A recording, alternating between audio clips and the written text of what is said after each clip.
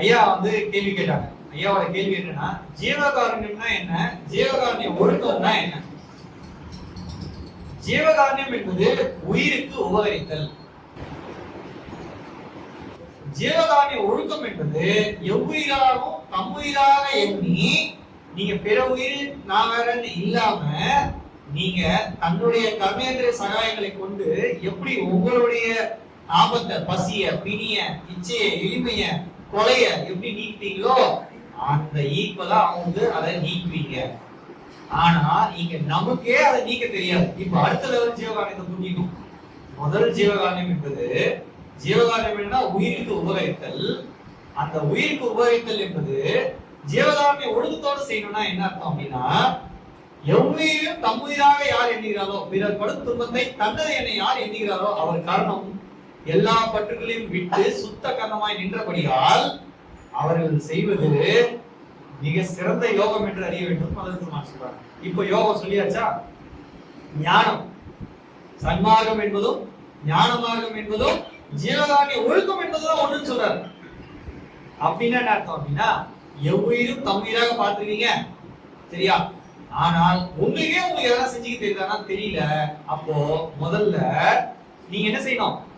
ஜீவகாருண்ய ஒழுக்கத்துக்கு தான் ஜீவனுக்கு நீங்க எப்படி செய்யணும்ன்றதை நீங்க தெரிஞ்சு காட்டாத ஒழிய வள்ளல் பெருமான் சொல்லி கொடுத்த ஜீவகாருண்யம் நம்மளால முடியாது. ஏன் அப்படின்னா ஒரு சின்ன எடுத்துக்காட்டு சொல்றேன். ஜீவகாருண்யம் என்பது உயிருக்கு உபகரித்தல். உங்க உயிருக்கே நீங்க எப்படி உபகரிக்கணும் தெரியாத இருக்கிறதுக்கு பேரு ஜீவகாருண்ய ஒழுக்கமின்மை. அப்போ ஜீவகாருண்ய ஒழுக்கம் என்பது தன் உயிரை ஓம்புதல்.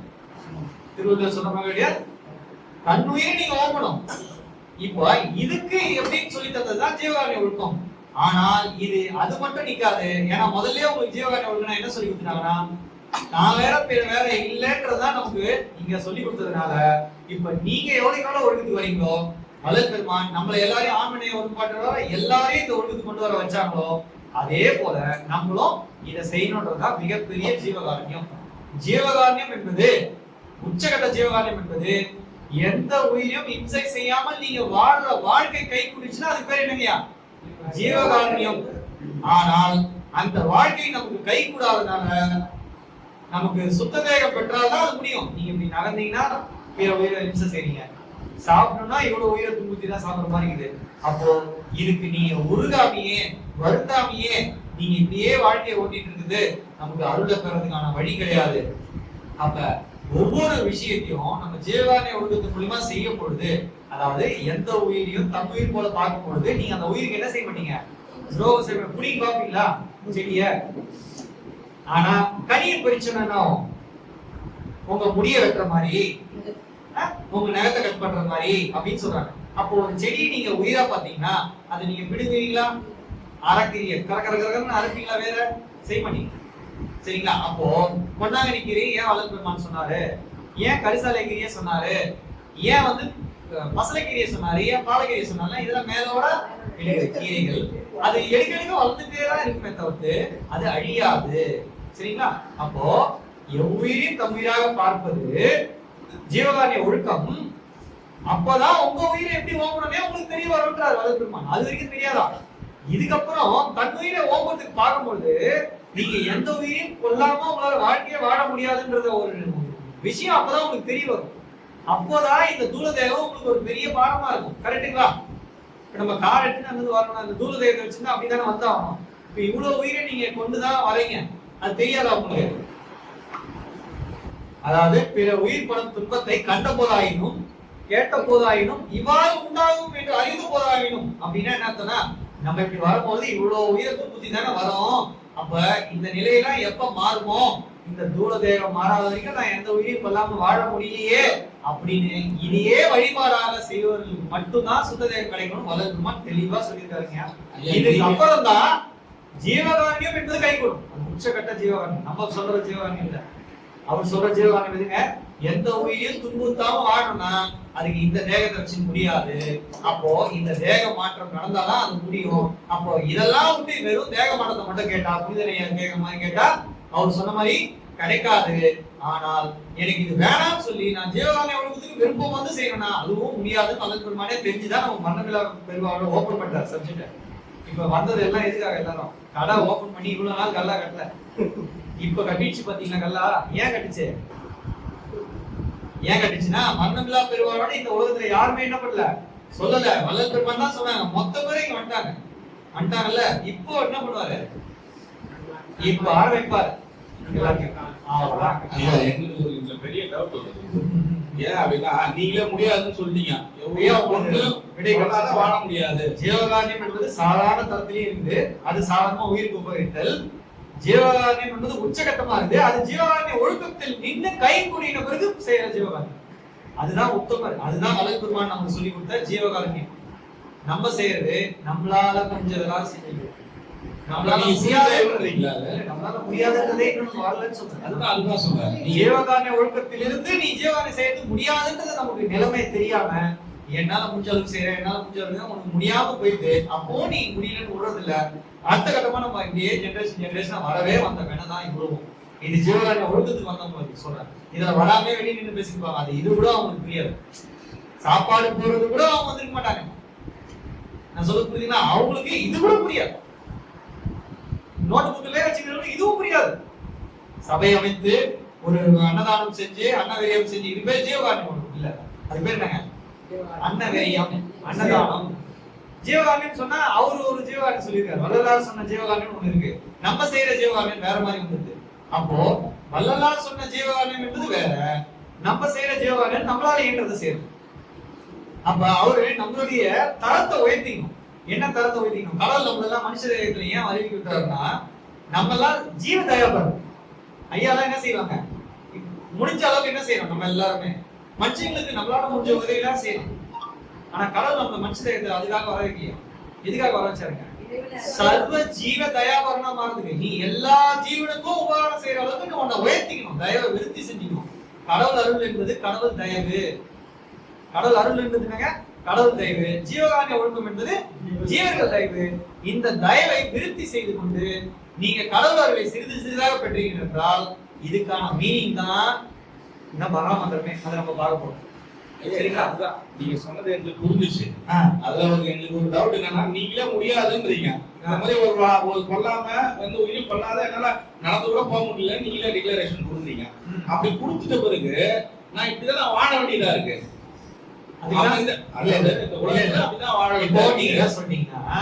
இப்படிதான் வாழ வேண்டியது இருக்குன்னு ஒரு முடிவு பண்ணிட்டீங்க. ஆமா. இப்ப நீங்களா ஒரு நிச்சயத்துக்கு வந்துட்டீங்க. ஆனா வள்ளல் பெருமான் அப்படி சொல்லல. இந்த ஜீவகாருண்யத்தை கடைபிடித்து ஒழுகினீர்கள் என்றால் அது ஒரு ஸ்டெப்பும் நீங்க எப்படி எடுத்துக்கணும், நீங்க எப்படி வந்து பயிர் செஞ்சு சாப்பிடணும், மத்தவங்களுக்கு சாப்பாடு கொடுக்குறதுனா எப்படி கொடுக்கணும், எந்தெந்த உயிர்களுக்கு கொலையை நீக்கணும், எந்தெந்த உயிர்களுக்கு கொலையை நீக்க கூடாது, துஷ்ட ஜீவர்களுக்கு கொலை அது நேரிடும் போது நீ ஒண்ணும் பண்ணாத, அது ரெண்டு சண்டை போடுதா அதுக்கெல்லாம் நீ என்ன பண்ணக்கூடாது, அதை அந்த கொலையை நீக்க கூடாது. அதே போல செடிக்கு நீ வச்ச செடிக்கு உனக்கு பிரயாசத்துக்காக நீ வச்சியா அதுக்கு மட்டும் தண்ணி ஊற்றணும், மற்றதுக்கெல்லாம் கடவுள் அருள் நீதி பிரகாரம் கொடுப்பாரு. நீ அதே மாதிரி அருள் நீதி பிரகாரம் சாப்பிட்றன்னு உனக்கு கிடைச்ச சாப்பாடை சாப்பிட்டு கூடாது. நீ முயற்சி ஆகாரத்தை ஆகாம முயற்சி ஆகாரத்தை உட்கொள்ளணும். அப்பதான் உனக்கு வாழ்க்கையில இருக்க டிஃபிகல்ட்டி புரியும்னு சொல்றாரு வளர்ந்துருமா. நீங்க ஓனா ஒரு முயற்சி போட்டு சாப்பிடும் போது தானே அதனுடைய கஷ்டம் உங்களுக்கு புரியும். அப்ப அந்த கஷ்டத்துல எவ்வளவு உயிர்கள் துன்புறுதுன்னு உங்களுக்கு தானே புரிய வரும். அப்பதானே உங்களுக்கு அருள் கிடைக்கும். நீங்க ஒழுக்கம் வராம எப்படிங்க அருள் கிடைக்கும்? அந்த ஒழுக்கம் எப்படி வரும்னு சொல்றாங்க. சூப்பர் மார்க்கெட்ல வாங்கி வச்சு நம்ம சாப்பிடும் போது எப்படி ஒழுக்கம் வரும்? அதுக்குதான் நீங்க வேற ஒரு மாதிரி ட்ரை பண்ணிருக்கீங்க. ஒழுக்கம் வரும். சூப்பர் மார்க்கெட்ல வாங்கி வந்துட்டு என்ன பண்றீங்க? அங்கேயே ஒரு 4 கிலோ ஒழுக்கம் தான் வாங்கி வந்துருக்கீங்க. அது முடியல உங்களால. இப்ப ஒழுக்கத்துக்கு வேற வழி இல்லை. இப்ப நீங்க வள்ளல் பெருமான் பாட்டு படிக்கிறீங்க, ஒழுக்கம் வருது. அது மன ஒழுக்கமா ஆன்ம ஒழுக்கமா? ஆன்ம ஒழுக்கம். கரெக்டா தான் சொல்றேன்.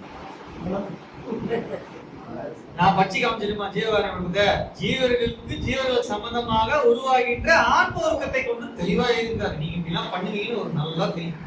அதனாலதான் நான் இப்ப சொல்றேன், நீங்க உங்க இஷ்டத்துக்கு எல்லாம் பேசிங்க, இதுதான் நான் என்னால வாழ முடியலன்னு முடிவு பண்ணீங்கன்னா வாழ வழிவகை செய்ததுதான் ஜீவகாருண்ய ஒழுக்கம். நீங்க இப்படிப்பட்ட வாழ்க்கையை ஒழுக்கத்துல நிற்கும் போது உங்களுக்கு வழி தெரியுங்களா? மூவர்களாலும் தேவர்களாலும் முத்தர்களாலும் வாழ முடியாத ஒரு வாழ்க்கையே உங்களுக்கு நோட்டு புத்தகத்துல எழுதி கையில கொடுத்து மனுஷ தேகத்தை வரிச்சு கொடுத்துட்ட பிறகும் நான் அதை பார்க்க மாட்டேன்னு கண்ணை கட்டி கொண்டீர்கள் என்றால் உங்களெல்லாம் காப்பாத்துறதுக்கு வேற யாராலும் முடியாதுன்றதுனால கடவுள் கிட்ட விட்டு போயிட்டாங்க. புரியுது இல்லையா? அப்ப அப்படி இல்லை தெரியல. கடவுள் கிட்ட விட்டு போயிட்டாருன்னு சொன்னாங்க. தோன்றும் துணியா இருந்து தோன்றா துணியா போயிட்டாரு. உள்ள அருள் உருவமா இருக்காரு. இப்பொழுது இந்த தேகத்தில் இருக்கின்றோம், இனி எல்லா தேகத்திலும் புகுந்து கொள்வோம். எப்படி எந்த வடிவா இருப்பாரு?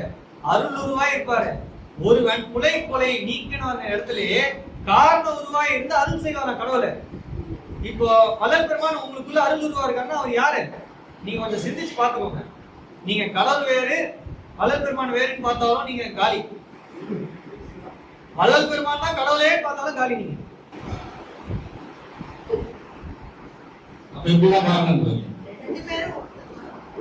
ரெண்டு பார்த்தாலே முடிஞ்சிச்சு. ஒன்றல இரண்டல ஒன்றின் இரண்டல ஒன்றேனும் ஒன்றே. இதுக்கு மீனிங் புரிஞ்சுச்சா உங்களுக்கு இது புரிஞ்சிடும். அடுத்தது போலாமா? சரி, இப்போ பேர உபதேசத்துல இங்க என்ன சொல்றாருங்க? இந்த 10 தினங்கள் சொல்றாரு. 10 தினத்துக்கு வரைக்கும் தான் இவர் சொல்ல போறதெல்லாம். இப்போ இந்த உபதேசம் எதுக்காக? It's only applicable for special edition மாதிரி. அது ஸ்பெஷல் டைம். ஆண்டவர் வர போறாரு. எங்க வர போறாரு? அவர் உருவத்துல அந்த தேகத்துல கலந்தே போறாரு. இனிமேல் எப்படி இருக்க போறாரு? நீக்கமர நிறைந்து இந்த பேருடம்பில் கலந்தே இருப்பார். பாட்டு கூட எழுதிட்டார் வள்ளல் பெருமான். அப்போ இப்படி வர போறாரு, வந்து கலந்து அப்படியே இருக்க போறாரு, பிரியாமல் இருக்க போறாரு. பேரானந்த நித்திரை கொள்கின்றேன் எழுதுறாரு இந்த பாட்டுல. சரிங்களா? அப்போ இந்த 10-15 தினத்துக்குள்ள ஆண்டவர் என்ன பண்ண போறாரா? என் நிலை இதுவா உன் நிலை அதுவா என்று அற்ற ஓர் நிலை எனக்கு வேணும்னு கேட்டதை செய்ய போறாரு. நான் சொல்ல புரிஞ்சுச்சா? நான் இந்த ஜீவர்கள் எல்லாம் தனித்தனியா பார்க்கல, எல்லாம் தாமாய் நிட்டுட்டேன். ஆனா நீங்க தனியா இருக்கீங்க, நான் தனியா இருக்கேன். நானா என்ன அர்த்தம்? அங்க நான்ன்றது என்ன அர்த்தங்க? இவங்க எல்லாரும் நான். புரியுதா? எல்லாம் தாமாய் நிட்டுட்டாரு. எவ்வுயிரும் தம்மையா பார்த்துட்டாரு. ஆனாலும் கடவுள் வேற நான் வேறன்னு இருக்குது. அப்ப நீங்க சொல்றது ஆன்மான்னு ஒண்ணு தனியா ஒன்னாவும் கடவுள் ஒன்னாவும் பார்த்துக்கிற மாதிரி சொல்றீங்களா? அப்படி சொல்றீங்களா? நான் என்ன சொல்றேன்னா, இப்போ எவ்வுயிரும் தம்மையாக பார்த்துட்டாரு. ஆனா இப்போ ஒரே ஒரு பிரச்சனை. நான் பிராக்டிகலா ஒரு கொஸ்டின் கேட்கறேன். இது பதில் சொன்னாதான் நீங்க சொல்றது புரியும். சரி சரி. இப்போ கடவுள் ஒருத்தர் இருக்காரா? கடவுள் ஒருவர் உண்டு என்றும் அவரை உண்மை என்பால் கருத்தில் கருதி வழிபாடு செய்வதற்கு என்ன செய்வாராம்? காரணம் எல்லாம் செய்வார். கரெக்டுங்களா? கடவுள் ஒருவர் உண்டு என்றும் அவர் ஒருவரே என்றும். நீ 4-5 பேர்லாம் கூப்பிட்டு கடவுளாக்கு நீ ஏமாந்து போயிட போறீங்க. கடவுள் ஒருவர் உண்டு என்றும் அவர் ஒருவரே என்றும். எல்கேஜி பசங்க கூட இப்படி கிளாஸ் இருக்கு, அந்த மாதிரி எடுத்துட்டாரு. இப்போ நான் கேக்குறவங்க வள்ளல் பெருமான உச்சகட்டமான உருவம் அவரோட வேற யாராவது வைக்க முடியாது தானே? ஆமா. ஜீரல் நிலையை கண்டு அவரை மாதிரி வேற யாரும் உருகி இருக்க முடியுமா? முடியாது. கரெக்டா? ஆனா அவருக்கு ஒரு சந்தேகம். இப்ப நான் கேக்குற மாதிரி நீங்க நான் ஒரு புரிஞ்சுக்கணுன்றதுக்காக சொல்றேன். அவருக்கு ஒரு சந்தேகம். என்ன சந்தேகம்னா, இந்த பழமுடியாத இனித்துயரம் பழமுடியாத அரசே பட்டதெல்லாம் போதும் தீர்த்தருள் இத்தருணமே அப்படின்றாரு. ஏன்பா என் உடல் பொருள் ஆதிலாம் எனக்கு ஒன்று கொடுத்துருக்கல, இதை வச்சு நீ என்னால பார்த்து இருக்க முடியல. நீ என்ன பண்ண? இது வானா நீ எப்படி இருக்க? நீ எப்படி இருக்க? கடவுள நீங்க எப்படி இருக்கீங்க? என்னால தாங்கிக்க முடியல. நீங்க எப்படி இருக்கீங்க? நம்மள மாதிரி இருக்குமா? நம்மள மாதிரி இருக்க ஒரு ஆள் இருக்குமா? தாங்கிக்க முடியல அவரால்.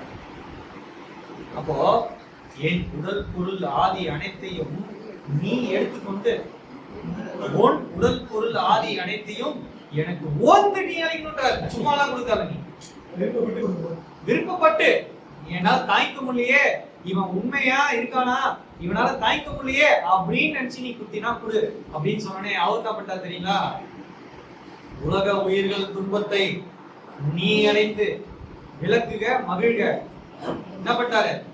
அவங்க எல்லாம் கஷ்டப்படுறாங்க, நீ கஷ்டப்படுறியே, அந்த கஷ்டத்தை எல்லாத்தையும் நீ என்ன பண்ணிக்க வாங்கிக்க அப்படின்னு அர்த்தம். நான் இதெல்லாம் செஞ்சீங்கிறேன் என்ன, அது ஏன் நீ செய்யணும்னு சொன்னாங்க. அப்ப இதுதான் கடவுளை அறிந்து அமையமானதா நீங்க பேசுறது? ஆமா, வேற என்ன? கடவுள் நிலை அறிந்துன்னு அர்த்தம். கடவுள் என்ன நிலையில் இருந்து கொண்டு நம்ம எல்லாரையும் கரத்தேத்துறாரோ அந்த நிலையிலே வள்ளல் பெருமான் கொடுத்து நம்மளை கரத்தேத்த சொல்லியிருக்காங்க. அப்போ நீங்க இவரை கடவுளா பாப்பீங்களா இல்ல வள்ளல் பெருமானா? கடவுள் ஒருவரே. அப்ப நீங்க சொல்றத பார்த்தா கடவுள் தான் வந்து இந்த வேலையை செஞ்சுட்டு திரும்பி அவர் போயிட்டாரு. அதாவது கேள்வி கேட்கறாங்க. ஏன்னா சொல்றாங்க பெரியவங்க என்ன சொல்றாங்கன்னா, அது சிவம்பா என்ன படிச்சாங்க, சிவமே இறங்கி. அப்ப அந்த போஸ்டிங்ல வேற யாருன்னா விட்டு வந்தாங்களா? நான் கேட்கறேன். விட்டு வரோதா அவரு கொஞ்ச நாள் இங்க போஸ்டிங் ஆனா பாத்துங்க என்ன, நான் கடவுள் போஸ்டிங் போது நான் போய் மனுஷரோட போய் குரு இதான் டப்பா கலந்து புராணம் இதிகாசம் உருட்டி உருட்டி நம்ம பழக்கமாயிடுச்சு. அப்ப அதே மாதிரியே ஒரு டப்பா விட்டு ஆரம்பிச்சு. புரிஞ்சுலீங்களா நான் சொன்னது? அவரை விட்டு எதனா வர முடியுமா? இப்ப நான் கேக்குறேன், எங்கேயோ விட்டு போயிட்டாருன்னு நீங்க வளர்க்குமான் இல்ல கடவுள் நம்மளெல்லாம் விட்டு இருக்காருன்னு நீங்க எவ்வளவு கடவுள் வரன்னு சொல்லிக்கிறான்னு சொல்றேன். எங்க சொன்னாரு வரன்னு சொல்லிட்டு இங்கதான் ஆண்டவர் வராரு சொல்லிட்டாரு. இந்த 10-15 நாளைக்கு தான் இந்த விஷயம் எல்லாம் சொல்லிட்டாரு. இப்ப புரிஞ்சுச்சா? இதுல சொன்னது எல்லாம் எதுக்காகனா, மனித உறவில் தான் கடவுள் காரியப்படுவார். அதுதான் உத்தமமாக இருக்க. இந்த மாதிரி சிலைகளிலோ படங்களிலோ நீங்க கடவுள் வெளிப்படுவார் என்று சொல்வது மந்த நியாயம். அது தேவ தேகங்கள் என்று அறிய வேண்டும். அதெல்லாம் என்னது? கடவுள் கிடையாது. கடவுள் அங்கெல்லாம் காரியம் பண்ண மாட்டாரு சொல்றாங்க இல்லையா? நீ நிறைய இன்ஸ்டாலாம் சொல்றாங்க, நிறைய பேர் பேசுறாங்க. அதாவது கடவுள் வருவார்னா முதல்ல எங்க போனாருன்னு கேளுங்க. கடவுள் வரப்போகிறார், ஆண்டவர் வரப்போகிறார். வல்லல் பெருமான் சொல்றாரு வேற, நல்லா புரிஞ்சுக்கோங்க. வெளிப்பட காரியப்பட போகிறான்னு சொல்றாரு. அது வரைக்கும் இவரு மாதிரி இருந்து காரியப்பட்டிருக்காரு. இதுக்கப்புறம் அவரேதான் இவரு, இவரேதான் அவரு. புரியுதுங்களா? அதுக்கு 10-15 நாள் இருக்குன்னு சொல்றாரு. நான் உரைக்கும் வார்த்தைகள் எல்லாம் நாயக வார்த்தைனாரு. அதுக்கப்புறமா அவரு சொல்றது இவர் சொல்றது வேற ஃபார்மேட் இருக்காது. மாட்டீங்க எல்லாம் முடிஞ்சு போச்சா? தனியா இருந்து சொல்லும் போதே கேட்டுக்கலாமா? கேட்டீங்களா? சிவாஜி படத்துல லேப்டாப்ல பாஸ்வேர்ட் போடும் போதே சொல்லும், அப்பவே சொல்லும். என்ன சொல்லும்? இன்னொரு முறை நீ தப்பா ட்ரை பண்ண மொத்தம் எரேஸ் பண்ணுவேன்னு சொல்லும். அது மாதிரியே வளர்ப்பு என்ன சொல்றாருன்னா, நம்புங்க நம்புங்க நம்புங்க. அப்படி அவநம்பிக்கை கொண்டு நீங்க இதை திறந்து பாத்தீங்கன்னா கடவுள் என்னை காட்டி கொடுவார் சொன்னாரு. அவரு கூட நம்மளை விட்டு போல. நம்ம செஞ்ச செயலால கடவுள் என்ன பண்ணிட்டாரு? நீங்க ஹோட்டல்ல பார்த்தது, கூரையை பிரிச்சு பார்த்தது, அதிகாரிகளை கூட்டு போய் பார்த்ததுல எனக்கு தெரியாதா? எஸ்டி தான் இருக்குது இல்ல, எஸ்டி தெரியாதா? 48 நாள் நான் உள்ள இருக்கிறேன், நான் சாப்பிடல, தண்ணி குடிக்கல, என்னால இருக்க முடியுது, நம்புங்கன்னா உங்களுக்கு எவ்வளவோ பேர் சொல்லிட்டாரு. அப்படியே நம்ம கேட்கல. புரியுதுங்களா? அதனால நம்பாமல் வந்ததுனால தான் நம்ம இவ்வளவு தூரம் வந்து நிக்கிறோம். எதை நம்பணுங்க? ஜீவகாருண்ய ஒழுக்கத்தை நம்பி செய்ய வேண்டும். இந்த ஜீவகாருண்ய ஒழுக்கத்தை பாதுகாத்தல் வேண்டும். இது நீங்க பாதுகாக்கணும்பா, விட்டுறாதீங்க. இதை விட்டீங்கன்னா கரை தரதுக்கான வழி இல்லைன்னு சொல்றாங்க. அந்த 10-15 நாளைக்கு கடவுள் என்ன பண்ண போறாங்க? வெளிப்படையாக காரியப்பட போறார். வெளிப்படையாக என்ன அர்த்தம்னா, எல்லா ஆன்மாக்களும் அந்த நேரத்துல நன்மை அடையன்னு அர்த்தம். ஏங்க மாணிக்கவாசகர் சொன்னா கேட்டுக்கிறீங்க, அது புராணம், சாத்திரம் கூட கிடையாது. வளர்க்குமான்னு தெளிவா சொல்லிட்டாரு. கலைனா என்ன அர்த்தம்? கற்பனை கலைகள்னா என்ன அர்த்தம்? கற்பனைனா ஒருத்தவங்க மைண்ட்ல இருந்து அவங்களுக்கு தோணுதை எழுதுனது பேர் தான் கற்பனை கலை. கரெக்டுங்களா? அப்போ திருவாசகம் ஏன் மண்ணை போட்டு மறைத்துட்டாரு சொல்றாங்க? திருக்குறள், திருவாசகம், இப்ப ஜீவகாருண்ய ஒழுக்கத்தை மட்டும் சொல்லன்னு கேக்குறீங்க. ஏன் இதெல்லாம் கேட்கணும்? கேளுங்க. அவர் அதெல்லாம் சொல்லியிருக்காரு, உங்களுக்கு தெரியல. மண்ணை போட்டு மறைத்து விட்டார்கள். உண்மையை இன்னதென்று புறக்கணிய கூறாமல் மண்ணை போட்டு மறைத்து விட்டாரு. அப்படின்னு என்ன அர்த்தம்னா, நான் சொல்றேன் சும்மா தப்பா தான் தப்புன்னு சொல்லுங்க. ஏன் இந்த மாதிரி கொஞ்சம் ட்ரை பண்ணி பாருங்க. திருவாசகம் எங்க எடுக்கப்பட்டது? தேவாரம் எங்க எடுக்கப்பட்டது? திருக்குறள் எங்க எடுக்கப்பட்டது? திருமந்திரம் எங்க எடுக்கப்பட்டது? திருமூலர் உங்க கையில் விட்டு போனாரா? இல்ல மாணிக்கவாசகர் உங்க கையில் விட்டு போனாரா? இல்ல திருவள்ளுவர் உங்க கையில் விட்டு போனாரா? எப்படி கிடைச்சது? எங்க கிடைச்சது? ஏடுல கிடைச்சதுன்னா அந்த ஏடு எங்க கிடைச்சது தான் கேக்குறேன் நான். ஏடுல கிடைச்சதோ ஓலைச்சுவடில கிடைச்சதோ எப்படியே கிடைச்சது. என்னங்கயா எப்படி கிடைச்சது? இதெல்லாம் உங்களுக்கு அதெல்லாம் ஒரு சொல்றாங்க கிடைச்சது. உங்க அந்த கதையை எழுதிப்பாங்க, அந்த கதையை கிரியேட் பண்ணவங்களே எழுதிப்பாங்க. மண்ணுல இருந்து இங்க இருக்குதுன்னு சொன்னாங்கன்னா கேள்விப்பட்டிருக்கீங்க எல்லாருமே. இருக்குதுன்னு சொன்னாங்கன்னா அவங்களுக்கு அருளால ஒரு உணர்த்தப்பட்டுனா அதை போய் மண்ணுல இருந்து தோண்டி எடுத்தாங்கன்னா அவங்களால கிடைச்சதுன்னு சொல்லுங்க. அதனால என்ன சொல்றாங்க, இவங்க எழுதி மண்ணை போட்டு மூடி வச்சு திருப்பி இவங்க எடுத்தாங்களா அப்படின்னு சொல்றாரு. இதை கொஞ்சம் புரிஞ்சுங்க பேட் பாய்ஸ்ன்றாரு. புரியுதுங்களா? நீங்க இதெல்லாம் நம்பி போவாதீங்க, காலம் கிடையாது உங்களுக்கு. அவரே தான் சொல்றாரு, தோட்டத்தில் சொல்றாரு, திருமந்திரன்றாரு, தேவனின் குரல் பாருன்றாரு. அப்புறமா அருளை கொடுக்கறதுல இதுதான் சிறந்தது யாரும் சொல்லியிருக்காரா? நீங்க தோத்திரம் செஞ்சா என்ன வரும்னு தெரியுங்க. சரிங்களா? தோத்திரம் செஞ்சா என்ன கிடைக்கும்? தோத்திரம்னா என்ன கிடைக்கும்? அருள் கிடைக்கும். கம்பு கிடைக்கும். அதெல்லாம் அருள் கிடைக்காதுங்க. எப்படிங்க கிடைக்கும்? ஜீவகாருண்ய ஒழுக்கத்துக்கு போது அருள் கிடைக்கும். நாங்க பாராயணம் பண்றோமா? பாராயணம் தான் அருள் கிடைக்கும். ஆமா, நான் பண்ணலாத இல்லையா? நான் ஃபுல்லா 6 திருமுறை பண்ணிருக்கோம். நீங்க உங்களால முடிஞ்சதெல்லாம் செஞ்சு ஆர்டர் கொடுப்பாங்க. இந்த வகையால மட்டும் தான் கொடுப்பேன்னு சொல்லிட்டு பிறகு வேற வகையில பாறையில பண்ணக்கூடாதுன்றீங்களா? நீங்க பண்றீங்கனால தான் அதெல்லாம் எழுதி வச்சிருக்காரு. அதை கூட எப்படி செய்யணும்னு எழுதிருக்காரு. படிங்க அந்த லைனை. சொல்லுங்க. அந்த லைன் என்ன சொல்றாருன்னா, இக விசாரம் இன்றி பல விசாரிப்புடன் ஆன்ம நெகிழ்ச்சியோடு தோத்திரம் செய்து கொண்டாவது அவரவர்கள் தரத்திற்கு ஒத்த தெய்வத்தை சிந்தித்துக் கொண்டாவது இருந்தால் நீங்க பல கோடி பங்கு சுத்தோஷ்ணத்தை உண்டு பண்ணிடலாம் தான் சொல்றாரு. தவிர்த்து நீங்க அருளை பெறலாம் சொல்லல. அருளை பெறதுக்கு முதல்ல நீங்க என்ன செய்யணும்? பச்சை தெரிய விளக்கிக்கணும். அதுக்காக சொல்லப்பட்டதுதான் இதெல்லாம். அருளை பெறதுக்கு நான் வழி இவ்வளவு எக்ஸ்பிளிசிட்டா எழுதி கொடுத்தோம். உங்களுக்கு புரியலன்றதுனால நீங்க செயல் மயக்கத்துல இருக்கீங்க. நான் செய்யறதே சரின்னு நினைச்சு செஞ்சுட்டு இருக்கீங்க. இல்ல யார் யாரோ புராணங்கள், இதிகாசங்கள், சாத்திரங்கள், சோத்திரங்கள் சொல்லி உங்களை ஏமாத்துற விஷயங்களே பார்த்து இன்னமும் அத வழியிலே நீங்க இருக்கீங்களே தவிர்த்து இன்னும் சுத்த சன்மார்க்க ஒழுக்கம் என்ன என்று நீங்க தெரிந்து கொள்ளவில்லை. படிக்கிறது, 6 திருமுறை ஓதுறது இதெல்லாம் இல்லைங்களா? அதெல்லாம் ஜீவகாருண்ய ஒழுக்கத்துடன் நீங்க செஞ்சீங்கன்னா அது ஓகே. ஜீவகாருண்ய ஒழுக்கத்துல இருந்து எதுக்கு வழிபாடு செய்யணும்? ஐயா இவரே பதில் சொல்லணும். என்னங்கய்யா, கடவுள் வழிபாடு ஜீவகாருண்ய ஒழுக்கம் தான் சொல்லிட்டு இருக்கு. தனியா நம்ம அகல் படிக்கணுமா? கொஞ்சம் சொல்லுங்களேன். பாராயணம்னா என்னன்னு தெரிஞ்சாதான் உங்களுக்கு அகல் பாராயணம்னா என்னன்னு புரியும். பாராயணம்னா என்னங்கய்யா? பாராயணம்னா என்ன? புண்ணியர்கள் எழுதிய நூல்களை நாம் ஓர்ந்து படிப்பது மட்டுமல்லாமல் அதை பிறர் பயனளிக்கும் வகையில் நம்ம எடுத்து கூறுவது பாராயணம். இது புனிதர்கள் எழுதியிருந்து படிக்கிறீங்க, படிச்சீங்களா? புனிதர்கள் எழுதியிருந்தா நீங்க படிச்சீங்க. பிறர் பயனளிக்கும் வகையில் நீங்க எடுத்து சொல்றீங்களா? இல்ல கபகபன்னு 1.25 மணி நேரத்துல முடிக்கிறீங்களா? நீங்க பாராயணமே பண்ணல. நான் அந்த ஸ்டேஜுக்கு வந்துடுறேன். முதல்ல நீங்க என்ன செய்யல? பாராயணமே பண்ணல. நீங்க பாராயணம் பண்ண நினைச்சீங்க. நீங்க சந்திரமுகையே பாதிச்சுன்னா நம்ம ஒன்றும் செய்ய முடியாது. புரியுதுங்களா? நீங்க பாராயணமே செய்யல. அடுத்துதான் நீங்க என்ன செய்யணும்?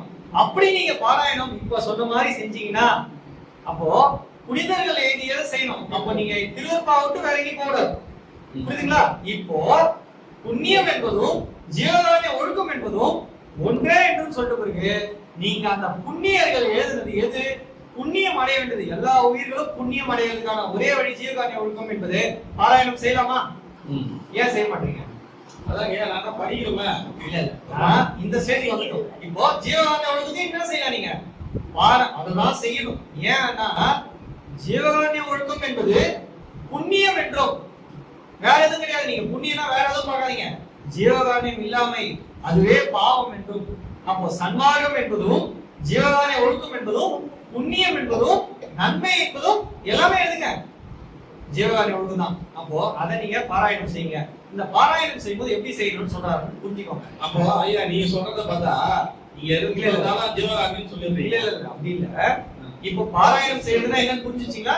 அப்போ எப்படி எதை பாராயணம் செய்யறதுன்னு புரிஞ்சுச்சீங்களா? நீங்க எதை வேணாலும் செய்யலாம். ஆனா புண்ணியர்கள் எழுதுனதுல புண்ணியம் அடைவதற்காக ஒரு பகுதி எழுதிப்பாங்க. அதை நீங்க பாராயணம் செஞ்சா எவ்வளவு ஒரு புண்ணியமா இருக்கும். இதை தாண்டி நீங்க என்ன செய்ய போறீங்க? இப்போ பாராயணம் செய்ய ஆரம்பிச்சீங்க. இதுக்கு கண்டிஷன் சொல்றாங்க. என்ன கண்டிஷன் சொன்னாங்க? இப்போ இக விசாரம் இன்றி பர விசாரிப்புடன் பண்ணணும். இல்ல பர விசாரிப்புடன் என்ன செய்யணும்? ஆன்ம நெகிழ்ச்சியோடு. அந்த நெகிழ்ச்சி எப்படி உண்டாகும்? ஆன்ம நெகிழ்ச்சி எப்படி உண்டாகும்? ஆன்ம உருக்கம் வராமல் ஆன்ம நெகிழ்ச்சி வராது. ஆன்ம நெகிழ்ச்சி என்பது அன்பு. ஆன்ம ஒழுக்கம் என்பதும் அன்பு. இது இந்த ஆன்ம ஒழுக்கம் என்பது இந்த உண்மை அன்பை விளைவித்து இந்த உண்மை அன்பால் கடவுளை கருத்துல கருதி வழிபாடு செய்வது பேரு ஆன்ம நிகழ்ச்சி. அப்போ இந்த ஆன்ம நிகழ்ச்சி எப்படி வரும்னா ஆன்ம ஒழுக்கம் அருளை பெற்று அருளால உங்களுக்கு விளக்கம் கிடைச்சி நீங்க உங்க வாழ்க்கையை மாத்தி அது மூலியமா ஒரு விளக்கத்தையும் இன்பத்தையும் பெறாமல் உங்க நிகழ்ச்சி வருமா? கொஞ்சம் சொல்லுங்க. அப்ப நெகிழும் பொழுது செய்ய வேண்டிய பாராயணத்தை நீங்கள் நெகிழ்ச்சி உண்டாகும் என்று பாராயணம் செய்தீங்க. அப்ப டெக்னிக்கலா ராங்கன்றீங்க. நான் சொல்றேனே சொல்றேன். வள்ளல் பெருமான் என்ன சொல்லிருக்காரு தான் நம்ம சொல்றோம். நீங்க திருப்பி உண்மையை சொன்னீங்கன்னா அதுக்கு ஒரு தனி சப்ஜெக்ட் போகும். வள்ளல் பெருமான் சொன்னதால நம்ம இங்க சொல்றோம். வார்த்தைகளை சொல்லலைங்க. இல்லைங்கய்யா, வள்ளல் பெருமானோட வார்த்தைகளை அப்படியே குறிப்பிட்டு தான் நம்ம சொல்றோம். தவிர்த்து வேற ஏதோ நம்ம சொல்ல முடியாது. புக்கை வச்சுதான் சொல்றோம். வள்ளல் பெருமான் சொன்ன வார்த்தைகளை வச்சுதான் நம்ம சொல்றோம். ஆமாயா, எனக்கு இதுல ஒரு சின்ன டவுட். அப்ப முதல்ல ஒரு ஜீவகாருண்ய ஒழுக்கம் கொடுத்துட்டாரு, இப்ப அதோட நிறுத்திக்கலாமே? அததான் நான் சொல்றேன். இப்ப அதுக்குதான் சொல்றேன். அப்போ அவர் கொடுத்ததுதான் பார்க்கணுமா இல்ல நம்ம வாங்கினது பார்க்கணுமா? உங்களுக்கு அருளை பெறதுக்கு வழிய வெளிப்படையா சொல்லியும் உங்களுக்கு தெரியாததுக்கான காரணம் அசுத்த மாயாத்திரை, அசுத்த சுத்த மாயாத்திரை, சுத்த மாயாத்திரை என்கின்ற இந்த 3 கூறுகளாக உள்ள பச்சை திரைனா காரணமா இருக்குதுன்றத அவர் ரொம்ப தெளிவா புரிஞ்சுக்கிட்டு நமக்கு கொடுத்த பேருபதேசம் தான் அது. இப்ப இந்த பேருபதேசம் பிரகாரம் இருந்து நீங்க எல்லாத்தையும் பின்பற்றீங்கன்னா உங்களை எங்க திரும்பி ஓட போகுது? எங்க திரும்பி ஓட போகுது சொல்லுங்க. இப்பதான் சொல்லுங்க. பேருபதேசத்தை நீங்க முழுவதும் கரெக்டா படிச்சு புரிஞ்சு ஒரு விஷயத்தை செஞ்சீங்கன்னா அது எங்க திரும்பி உங்களை ஓட போகுது? எங்க திரும்பி ஓட போகுது? அத சொன்னதை உங்களுக்கு தெரியலன்றதுனால இது தெரிய வச்சுட்டு பிறகு உங்களுக்கு என்ன தெரிய போகுது? மறுபடியும் உண்மை தெரிய போகுது. கரெக்டா? உண்மை எது? ஜீவகாருண்ய ஒழுக்கத்தை கை கொண்டு வாழும் வாழ்க்கையே உண்மையான வாழ்க்கை. சகஜ பழக்கமே பழக்கம், சமாதி பழக்கம் எல்லாம் பழக்கம் அல்ல. அப்போ இப்ப முதல்ல தெரியும் நீங்க பேருபதேசம் புரியலன்னா நான் என்ன செய்யணும் உங்களுக்கு? ஏமா அதுல சொன்னதுதான் இந்த புக்ல ஜீவகாருண்ய ஒழுக்கம் இருக்கு. ஏன்னா அந்த 5 ரூபாய் 20 ரூபாய் புக்கு கையில வாங்கி அருள்தான் யாரும் கேட்டாங்க என்ன பண்ணுங்க? கொஞ்சம் ஐயா ரொம்ப வேண்டாங்க, ரொம்ப வேண்டி எனக்கு அருள்தான் கேக்குறாங்கன்னா என்ன பண்ணுங்க? இந்த 20 ரூபாய் புக்கு வாங்கி கையிலேயே வச்சுக்கோங்க. வச்சுக்கிட்டு அதை கையில கொடுத்துட்டீங்கன்னா இதை விட புண்ணியமான செயல் நீங்க பெரிய ஜீவகாருண்யம். நான் ஏதோ ஒரு வார்த்தை அளவுக்காக சொல்லல, உணர்ந்து சொல்றேன். அவ்வளோ விஷயம் ஐயா போன்ற வயசுல அவங்க இந்த பெற்ற அனுபவங்கள் இவங்கெல்லாம் நமக்கு இது மாதிரி பல பெரியவங்களை சொல்லிதான் நம்ம என்ன பண்றோம்னா சன்மார்க்கு வர்றதுக்கு முன்னாடியே சொல்றாங்க. சமூக சேவை செய்து இது செய்து நம்மளால முடிஞ்ச அளவுக்கு செய்யணும். அந்த வயசு அப்படிப்பட்ட வயசு இல்லையா? என்ன பண்ணணுமோ பண்ணிடும்டா அப்படின்னு துணிஞ்சு செய்யக்கூடிய வயசு. எல்லாத்தையும் செஞ்சு பார்த்து நம்மளால முடியலன்னு வரும்போது தான் இங்க நம்ம ஜீவகாருண்ய ஒழுக்கம் கையில கிடைக்குது. அந்த ஏழாமை எப்போ உங்களுக்கு வருதோ அப்பதான் உங்களுக்கு வரும். அப்பதான் தாழ்வு வரும். அப்பதான் அருட்சக்தி பதியும். அது வரைக்கும் அறிவு விளக்காது. அறிவு விளங்கின பிறகுதான் ஜீவகாருண்யமே கடல் வழிபாடு. அறிவு விளங்குவதற்கு ஜீவகாருண்ய ஒழுக்கமே வாழ்க்கையாக கொண்டு வாழும்போது அந்த ஆன்ம ஒழுக்கத்தை நம்ம தெய்வ வழிபாடு செய்து வாழ்தல் என்று அறிய வேண்டும் நமக்கு சொல்றாங்க. ரொம்ப தெளிவா புரிஞ்சுட்டு நினைக்கிறேன். அப்ப இந்த பகுதிகள் எல்லாமே எதுக்காக சொல்லப்பட்டதுன்றது நம்ம சொல்லியாச்சு. நேரம் ரொம்ப குறைவாக இருக்கிறதுனால மிக முக்கியமான விஷயம் பேருபதேசத்துல நம்ம பார்க்க வேண்டிய விஷயம் மகாமந்திரம். சரிங்களா? மகாமந்திரம் தானே பேருபதேசத்துல எல்லாருக்கும் முக்கியமான பகுதி எது? மகாமந்திரம். அந்த பகுதியில வள்ளல் பெருமான் என்ன சொல்லியிருக்காங்க? உங்களை மகாமந்திரம் சொல்ல சொல்லியிருக்காங்களா? ஒரு நாளைக்கு 100 முறை சொல்லுங்க, 1000 முறை சொல்லுங்கன்னு சொல்லியிருக்காங்களா? மகாமந்திரம் தானே அதான் ஐயா சொல்றது. ஐயா நீங்க திருப்பி உங்களுக்கு தேவையான அர்த்தத்தெல்லாம் சொல்றாரு. இங்க என்ன சொல்லிருக்கு? சொல்ல சொன்னாங்களா? இல்லன்னு சொல்லணும். படிச்சவங்க தானே, படிச்சிருக்கீங்களா? அப்ப சொல்லலன்னு தானே சொல்லணும். நம்ம ஏன் செய்யறோம் தெரியல நம்ம பார்த்தோம்னா நம்ம தெரிஞ்சிடும். நம்ம சொல்ல புரியுங்களா? அப்ப அந்த பகுதிக்கு போயிடலாமா? இப்ப நீங்க படிச்சீங்க அந்த பகுதியில இல்ல தானே? மகாமந்திரத்தை தெரிந்தவரும் காலையில திருமுறை சொல்லுங்க, மதிய திருமுறை சொல்லுங்க, நைட்டு திருமுறை சொல்லுங்க அப்படின்னு என்ன சொல்லியிருக்காரா பேருபதேசத்துல? இல்ல. சரி, அப்ப எதுக்காக கொடுத்தாரு? படிச்சு பாத்தீங்களா? கடவுள் சொன்னாங்க. படிச்சு பாத்துலாமா? இந்த மகாமந்திரமும் எதுக்காக நல்லா புரிஞ்சுக்கணும். இத்தருணம் திருப்பி அந்த 10-15 நாளைக்கு தான் போறோம். நீங்க it's not applicable for this time. அப்படி ஒரு வள்ளலார் மாதிரி ஒருத்தர் ஒழுக்கத்தை கடைபிடிச்சோ இல்ல வள்ளலார் சொன்ன வழிமுறையிலே ஒருத்தர் வந்தாலோ அவரு அந்த தான் வேற இறைவன் வேற என்ற நிலைய அடைய போகிற தருணத்துல திருப்பி நடக்கும். இது அப்படி நான் இல்லைன்னு சொல்றேன். ஆனாலும் ஒரு மனுஷ தேகத்துல காரியப்படும் வந்து திருப்பி ஜீபூமா மேஜிக் போய் மேல யாரெல்லாம் காட்டினா ஏமாந்துறாரு. அப்படியே ஜோதி இருந்து வெளியே வந்துருவாரு. அப்படியே பார்த்துருங்க. சரியா? வானத்துல இருந்து இறங்க போறாரு அனுப்பும் ஜோதி ஆடுவாரு. அப்படியே என்ன பண்ணுவாரு? எழுவார் மேடையில அப்படியே என்ன பண்ணுவாரு? வளர்ப்புமாரு எழுந்து நிற்பாரு. இப்படிலாம் நினைச்சீங்கன்னா யாதொரு சுதந்திர தோற்றமும் எனக்கு சத்தியமாக தோன்றாதுன்னு எழுதி வச்சுட்டு போயிருக்காரு. எவ்வுயிர் தமிழாக யாரெல்லாம் தாமாய் விளக்கும் எல்லாம் தாமாய் விளக்கிட்டாரு. இதுக்கப்புறம் அவர் ஒரு பொருளா வந்து விளங்குவாரு. அருளா மட்டும்தான் விளங்குவார், வேற ஏதோ பொருளாவும் விளங்க மாட்டாரு. புரியுதுங்களா? அப்போ இத்தருணம் அப்படின்றது எந்த தருணம்யா? அந்த தருணத்திலேயே எப்படி சொல்லிருக்காங்கன்றதை நீங்க புரிஞ்சுக்கணும். அந்த தருணத்துல கூட உங்களை மகாமந்திரம் சொல்ல நல்லா புரிஞ்சுக்கோங்க. 10-15 நாள் மகாமந்திரம் சொல்லிட்டே இருந்தா ஆண்டவர் வர தருணமா இருக்குது, நீ பெற்றுக்கலாம் சொல்லிருக்கலாம்ல. சொல்லது பாருங்களா? அதை ஏன் சொல்லல? கொஞ்சம் யோசிச்சு பாருங்க. மகாமந்திரம் சொல்லி தனிப்பேர்னா வந்து துரிய நிலை வாய்க்கணுங்க. அப்புறம் கர்ணம் ஓஞ்சிருங்க, அப்புறம் என்ன செய்யுங்க, பொசிப்பு மானம் சொல்லுங்க, அப்புறம் இதுக்கு வழியா எனக்கு அடுத்த நிலைகள் கொடுப்பார் சொல்லுங்க. கட்டுக்கதைகள்லாம் அவுத்து விடாதீங்க, போதும். அவுத்து விட்டதெல்லாம் போதும், நிறுத்திக்கோங்க. சரிங்களா? அப்ப என்ன பேசணும், இங்க என்ன இருக்கோ அதை பேசணும். கரெக்டுங்களா? அப்போ இத்தருணம் ஆண்டவர் எல்லாவற்றையும் நீக்கி எல்லோரும் மேலான இன்பத்தை அடையும் பொருட்டு முடிவான இன்ப அனுபவத்தை சாதக சகாயமாக திருவருள் மகா வாக்கிய திருமந்திரத்தை நமது உண்மை வெளிப்பட காட்டும் மகா மந்திர வாக்கியத்தை என்ன காட்டுமாது? கடவுளுடைய உண்மை தன்மையை வெளிப்படையா காட்டுமாது. இப்போ உங்களுக்கு விளக்கம் தான் சொல்லிட்டு இருக்காரு மகாமந்திரத்தை பத்தி. விளக்கமா கடவுள் எப்படிப்பட்டவரு, நீங்க முடிவான இன்ப அனுபவத்தை எப்படி பெறணும் அப்படின்றதுக்கு வெளிப்படையா சொல்றதுதான் மகாமந்திரம். சரி, இப்ப மந்திரம்னா என்ன வந்துடும்? அதான் உங்க பிரச்சனை. மந்திரம்னா என்ன? மந்திரம்னா உச்சரிக்கணும். எந்த மந்திரமும் உச்சரிக்கிறதுக்காக வந்தது இல்லைன்னு வளர்த்து நான் சொல்றாரு. அப்படி சொன்னா நீங்க கேட்க மாட்டீங்க. நீ என்ன பண்ணீங்க? மறுபடியும் சிவாய நம, நமச்சிவாய, என்ன இது அதுன்னு எல்லாமே சொல்லுவீங்க. மலர்பெருமான் என்ன சொல்றாருன்னா, இதெல்லாம் சொல்றதுக்காக சொல்ல, இதெல்லாம் சொன்னீங்கன்னா காரணம் ஒரு நாள் ஓய்மா அவன். அதுக்கு ஒரு முதல் தாரம் பாருலாம், ஃபர்ஸ்ட் ஸ்டெப் பாரு. நமக்கு காரணம் சுத்தி சொல்லி கொடுத்தாரு, காரணம் சுத்த கர்மமா இருக்கிறதுக்கே சொல்லி கொடுத்துட்டாரு. நீங்க போய் காரணம் ஓயத்துக்கு தியானத்தாவலாம் நல்ல காரணம் ஓயத்துக்கு தான். நீங்க ஸ்கூல் பசங்க என்ன பண்ணுவாங்கன்னா, படிக்கிற பசங்க ஒரு பெஞ்சில் இருப்பாங்க, படியாத பசங்க ஒரு பெஞ்சில் இருப்பாங்க. நீங்க என்ன பண்ணுவாங்க, படிக்கிற பசங்க படியாத பசங்க கெடுக்கும். என்ன பண்ணுவாரு? நான் ஓப்பனாவே பேசுறேன், நான் எப்பவுமே ஓப்பனா பேசுவேன். சரிங்களா? நீங்க யாரா இருந்தாலும் நம்ம நேராவே பேசலாம், ஒன்றும் தப்பு கிடையாது. ஒரு சபை இருக்கு, சபையில பேசுவாங்க, தப்பே கிடையாது. இருக்கிற உண்மையை பேசுறது என்ன இருக்கு? இப்போ நான் என்ன சொல்றேன்னா, தப்பா எடுத்துக்கிறீங்க. நான் ஒரு சில சொல்றதை கொஞ்சம் கடுமையா, பரவாயில்ல, ஏதோ இந்த பையன் பேசுறாங்க, பொத்துக்கணும், மைக் கொடுத்துட்டாங்க என்கிட்ட, அவங்க கொஞ்சம் கேட்டுதாகன்ற மாதிரி கொஞ்சம் கேட்டுருவோம். சரிங்களா? இப்போ இதுல பாதி பேர் பேட் பாய்ஸ், பாதி பேர் குட் பாய்ஸ். குட் பாய்ஸ் இருக்கவங்க யாரு? ஜீவானியோட தான் கலப்பீங்க. இந்த பேட் பாய்ஸ் வந்து பாதி பேர் இருக்காங்க. இப்போ ஒருத்தர் பாடம் எடுக்கிறார், யார்? வல்லதார் எடுக்கிறார். இப்போ என்ன செய்வார் அவரு? குட் பாய்ஸ்க்கு ஜீவானியோட எடுக்கிறாரு. இங்கேயே ஒருத்தர் வர மாட்டேங்கிறாரு. அவர் கிளாஸ் தான் எடுத்துக்கிறாரு. ஜீவானியோட வந்து கேட்டுதாங்க, இன்னும் அவங்க ஒழுங்குக்கு வரல. அதே கொஞ்சம் புரியுதுங்களா? அப்ப ஒழுங்குக்கு வர நான் எனக்கே ஒருத்தனும் வரல, போனி அவனை நான் பாத்துக்கிறேன். இது நடுவில் இந்த பேட் பாய்ஸ்ல இருக்காங்க இல்லையா, அவங்க என்ன செய்வாங்க? கியாங் கியாங் கியாங் கியாங் இருப்பாங்க.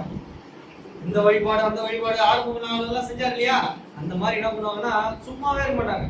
நச நச நச நச டார்ச்சர் பண்ணிட்டே இருப்பாங்க. கத்தி கடப்பெல்லாம் எடுத்து போயிருக்காங்க. உங்களுக்கு எல்லாம் தெரிஞ்ச விஷயம் தான் அதெல்லாம்.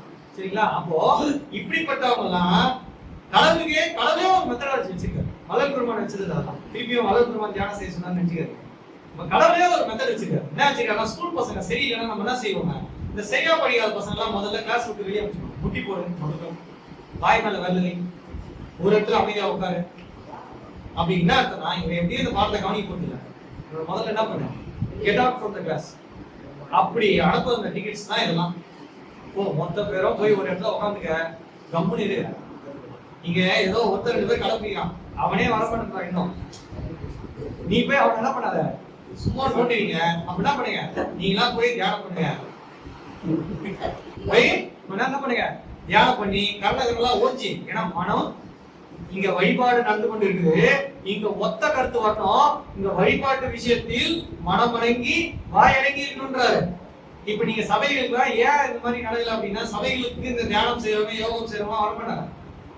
தீட்சையா கொடுக்கல, அதெல்லாம் தீட்சையை கொடுத்து கடவுள் எப்படி எல்லாம் பண்றாரு பாருங்க. நீ இந்த பக்கமே வராத, அப்படியே போயிட்டு அப்படியே போய் எங்கன்னா போய் என்ன பண்ணிக்க, மலையில போய் உட்காந்துங்க, குண்டுல உட்காந்துங்க, வீட்டுல கண்ணாடி அறையை ஒன்று செஞ்சுங்க, அதுல போய் உட்காந்து தீபத்தை முன்னாடி எடுத்து வச்சுங்க. என்ன பண்ண, மொச்சி பாரு, கண்ணுக்கு கண்ணாடி போடு, கண்ணுக்கு தண்ணி வரும். அதுக்கப்புறம் மேல மேல கண்ணுல மட்டும் தண்ணி வராது, எல்லாமும் வரும். வர வர என்ன பண்ணுங்க, அப்புறமா ஒண்ணு புரிய வரும், ஐயோ இந்த உடம்ப விட்டுட்டுமே அப்படின்னு புரிய வரும். இந்த தவம் தான் இந்த உடம்பு என்ன பண்ணும், நிக்க வைக்கும் சொன்னது. திருவள்ளுவர் எழுதின திருக்குறளை பச்சுனா கூட நம்ம வந்து தேடிட்டு இருக்கலாமே, ஐயோ நம்ம தேராம போயிட்டுமே நினைச்சு அப்புறம் கண் கேட்ட பிறகு சூரிய நமஸ்காரம் வந்து செஞ்சீங்கன்னா அது முடியாது.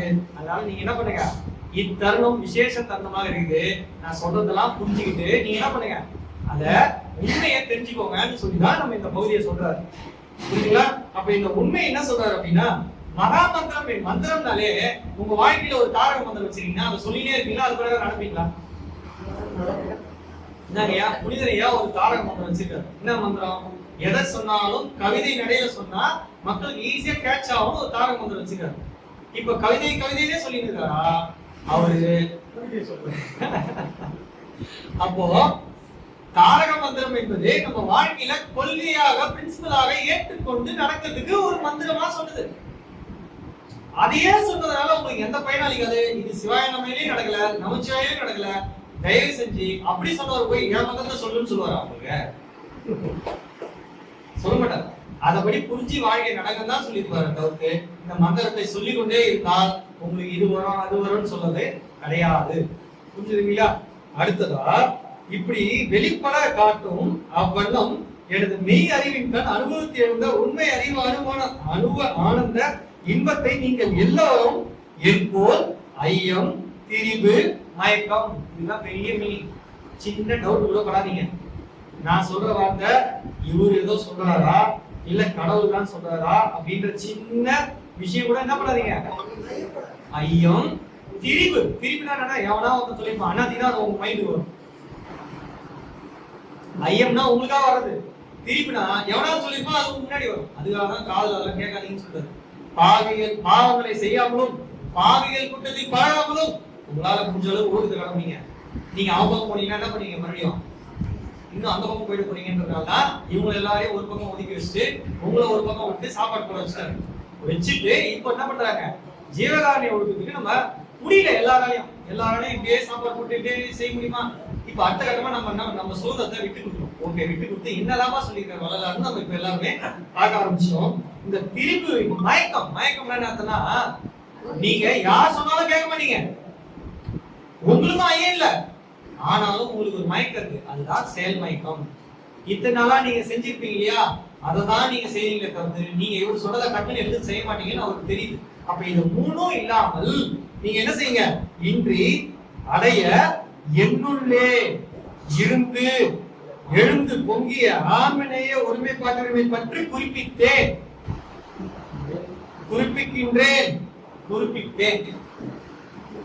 அப்படின்னு என்ன? இதுக்கு முன்னாடி சொன்ன இடத்துல எப்படி சொல்லியிருப்பார்னா தெரிவித்தார், தெரிவிக்கின்றார், தெரிவிப்பார். அதுக்கும் இதுக்கு என்ன மீனிங் ஐயா? புரியுதுயா?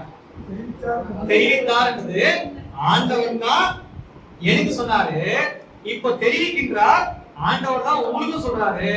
தெரிவிப்பார் அவர் தான் உங்களுக்கு சொல்லுவார். புரிஞ்சு போச்சா? இப்போ இங்க அந்த சப்ஜெக்ட் இல்ல. என்ன சப்ஜெக்ட்ங்க?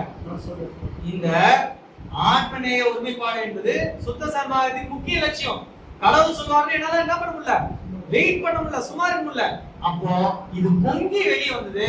இது நான் கடவுளை மீறி செஞ்சேன்னு நினைக்க கூடாதுன்றது நீங்க புரிஞ்சுக்கணும். புரியுது இல்லையா? இங்க என்ன சொல்றாரு? குறிப்பித்தேன். அப்ப நான் இதுக்கு முன்னாடி சொல்லாம இங்கதான் பேர் உபதேசம் தான் சொன்னேன். எல்லாம் வந்துடுறீங்க 20 வருஷம் சன்மார்க்கம் இங்கதானே போட்டிருக்க. என்ன போட்டிருக்க? குறிப்பித்தேன் தானே போட்டிருக்க. அப்படின்னு என்ன அர்த்தம்? இதுக்கு முன்னாடியே சொல்லிட்டேன்.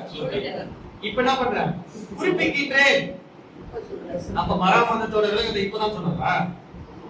விளக்கத்தை முன்னாடியே சொல்லிட்டாரு. மந்திரமா உங்களுக்கு என்ன பண்றாரு? இப்ப சொல்றாரு. கரெக்டுங்களா? குறிப்பிக்கின்றேன் அப்படின்னு என்ன அர்த்தம்? இனிமேல் தான் சொல்ல போறாரு அர்த்தம். இதுக்கு முன்னாடி சொல்லலாம் இல்ல, இது மேலதான் பிரச்சனை எல்லாம் இல்ல, இனிமேல் தான் சொல்ல போறாரு அர்த்தம். கரெக்டா? என்னங்கயா சொல்லுங்க. அடுத்தது குறிப்பிப்பேன் அப்படின்னு அர்த்தம். எனக்கு ஆண்மனைய ஒருமைப்பாட்டு உரிமை என்னோட இருந்து பொங்கி எழுந்து கொண்டே இருக்கும் போதெல்லாம் நான் என்ன பண்ணுவேன் அப்படின்னு சொல்லிட்டாரு. கரெக்டா? இப்ப என்ன சொன்னாலும் பாப்போமா? ஆனா நீங்க பண்ணதெல்லாம் எதுவும் செய்ய, நீங்க செஞ்சதெல்லாம் அவர் சொல்லல. கரெக்டா? அதெல்லாம் உங்களுக்கு தெளிவா இருக்கீங்களா? படிங்க, கடைசியா வந்து கேட்போம். ஏன்னா ஐயம் திரிவு மயக்கம் என்று இதை பாத்தீங்கன்னா தான் இது புரியும். இல்லன்னா என்ன பண்ணுவாது? ஐயம் திரிவு என்கிற மாதிரி புரியும். யாரெல்லாம் தீட்சை கொடுக்கணும் சன்மார்க்கத்துல உங்களுக்கு என்ன இருந்ததுன்னா தயவு செஞ்சு திருவருப்பாவை வச்சுக்கின்னு அவங்க கையில திருவருப்பாவை கொடுத்துட்டு உட்காந்துன்னு இந்த லைன்ல இதை சொல்லிருக்காருன்னு அவங்க எடுத்து சொல்லுங்க. அதுல நிறைய அவனை பற்றி புரிஞ்சிச்சுன்னு சொன்னானா நீ பாஸ் போயிடுன்னு சொல்லுங்க. இதை தவிர்த்து நீங்க பெரிய தீட்சை எதுவும் முடியாது. சரிங்களா? இப்ப அதை படிப்போமா? இப்படி என்ன சொல்றாருங்க? நமது ஆண்டவர் கட்டளை இட்டது யாரெனில் நமக்கு முன் சாதனம் கருணை ஆதனாலே ஆண்டவர் முதற் சாதனமாக ஜீவகாரண்யம் சித்தி புத்திக்கு முதல் படினாலும் சரி முதல் படினாலும் சரி எல்லாருக்கும் ஒரு கேவலமான ஒரு எண்ணம். நீங்க எல்லாம் உருப்படவே முடியாதுன்னு நான் வெளிப்படையாக சொல்றேன். ஏன் முதல் படின்னு தான் சொல்றேன், தெளிவா தானே சொல்றாரு. அதான் நான் சொல்றேன். என்ன சொல்லிருக்காரு பாருங்க. ஜீவகாருண்யம் முதல் படி தான், அதுக்கு மேல எவ்வளவு படிக்குது. இப்படி கண்டனை இனியொரு படியெல்லாம் அப்படியே வற்புறுத்துவது அவங்களுக்கு தெரியவே தெரியாது. ஆனா படிப்பான். முதற் படியை ஏறாம எந்த படியும் உங்களுக்கு என்ன தெரியாது. ஆனா முதல் படி தெரிஞ்சினா அடுத்த படி தெரிஞ்சிக்கணும்னு அவசியம் இல்ல. முதல் படி இப்படி கண்டனை இனி ஒரு படியெல்லாம் அப்படியே மறுபடியும் என்ன தானே. ஒரு முறை அருள் பிறகு எப்படின்னு சொல்லி கொடுத்தோம்ல, ஒரு முறை சொல்லி கொடுத்துருப்பாங்க. அருள்ல ஏகதேசத்தை பெற்றுட்டீங்க, வாங்கி கையில கொடுத்தீங்க. இப்போ அருள் பூர்ணம் வேணும்னு பெரிய டப்பா எடுத்து வருவீங்களா, வேற ஏதாவது ப்ராசஸ் கேட்பீங்களா? இப்படி எப்படி பெற்றீங்களோ இதையே என்ன பண்ணுவோம் நீங்க, இன்னும் நீங்க ஒழுக்கத்துல நிறைவானீங்கன்னா உங்களுக்கு என்ன ஆகுது, அருள் பூர்ணம் அடையாது. அப்ப ஏங்க அவர் வந்து எனக்கு முன்னாடி அந்த மாதிரி ஒரு அந்த அறிவு அவரை ஆராயிரம் அளவுக்கு நமக்கு அறிவு இல்லை. அதனால நம்ம அவரை ஆராயிரம் சொன்னதை மட்டும் கேட்கணும். அல்ப அறிவுன்னு சொன்னதுக்கு அந்த இடத்துல என்ன சொல்றாங்க, எனக்கு இதுக்கு முன்னாடி இருந்த சமயங்கள் இருந்த அழுத்தம் என்னவென்று நான் உங்களுக்கு சொல்லி தெரியவேனா, என்னுடைய தோத்திர பாட்டுகளை எடுத்து பாத்தீங்கன்னாலே உங்களுக்கு போதும். எடுத்து போடுறேன் வெளியே, இதை சபையில எடுத்து விடுங்க. விட்டீங்கன்னா அவங்க வந்து கடவுளை பக்தி மூலியமா வழிபாடு செய்யறது பெருசா, நான் பக்தி மூலியமா செய்யற வழிபாடு பெருசான்றது பாத்தீங்கன்னா உங்களுக்கே தெரிஞ்சிடும். என்னுடைய பாட்டு அவ்வளவு உருக்கத்தை கொண்டு வந்துடும் அப்படின்னு சொல்றாரு. ஆனால் அது வழிபாடு அல்ல, அது இல்ல. கடவுள் மேல பக்தி வைக்க கூடாது, ஜீவன் இடத்துல பக்தி வைக்கணும், கடவுள் இடத்துல அன்பு வைக்கணும். அப்போ நம்ம கடவுள் இடத்துல பக்தி செலுத்துறோம், ஜீவன் இடத்துல அன்பு செலுத்தணும்னு சொல்லி எல்லா மார்க்கமும் சொல்லி கொடுத்துச்சு. நம்ம மார்க்கம் என்ன சொல்லி கொடுத்துச்சுன்னா, கருணை தான் இதுக்கு முதல் சாதனம். நீ கடவுளுக்கு மேல அன்பு வரணும்னா எப்படிங்க வரலாம்? ஜீவகாரணத்தின் லாபமே அன்பை விளைவிப்பது. ஜீவகாரணம் இல்லைன்னா அன்பு விளையாது. ஜீவகாரணம் உண்டானால் அருள் உண்டாகும், அருள் உண்டானால் அன்பு உண்டாகும், அன்பு உண்டானால்தான் சிவானுபவமாகி ஆன்மலாபத்தை நீங்க பெற முடியும். அப்ப இது உண்டாகாமல் அது உண்டாகாதுன்றதுனால, அதனால நமக்கு எதுவுமே உண்டாகாதுக்கான காரணம் இதுதான் சொல்லிங்க பாருங்க. நமது ஆண்டவர் கட்டளையிட்டது யாரெனில் நமக்கு முன் சாதனம் கருணையாளனாலே ஆண்டவர் முதல் சாதனமாக. அப்படின்னா முதல் சாதனா ஃபர்ஸ்ட் இல்ல, ஃபர்ஸ்ட் ரெண்டாவது மூணாவது குதிரையே இருப்பாங்க சாதனம். முதல் சாதனா இதுதான் முதல், இதுதான் தலைன்னு அர்த்தம். முதல் என்ன அர்த்தம்? தலை, தலையான சாதனம் இதுதான். ஆனா இது சாதனம் அல்ல, இது சாதன மார்க்கம் அல்ல. இது எல்லாரும் புரிஞ்சுக்கணும். ஜீவகாருண்ய ஒழுக்கத்தை கை கொண்டு வாழ்பவர்களின் வாழ்க்கை சாதன மார்க்கம் கொண்ட வாழ்க்கை அல்ல, இது சாத்திய நிலைக்கான வாழ்க்கை. ஏன் சொன்ன, அந்த ஜீவகாருண்ய ஒழுக்கத்தை கடைபிடிப்பதனால் உங்களுக்கு மிகப்பெரிய ஜீவகாருண்யம் என்கின்ற எவ்வுயிரும் துன்பம் அடையாம வாழ போகின்ற அந்த சுத்த தேகம் கொண்ட வாழ்க்கையை உங்களுக்கு கொடுக்க போறாரு. அந்த வாழ்க்கையை வாழும் பொழுது நீங்க எவ்வுயிரும் துன்பம் செய்யாம ஒரு வாழ்க்கையை உங்களால வாழ முடியும்.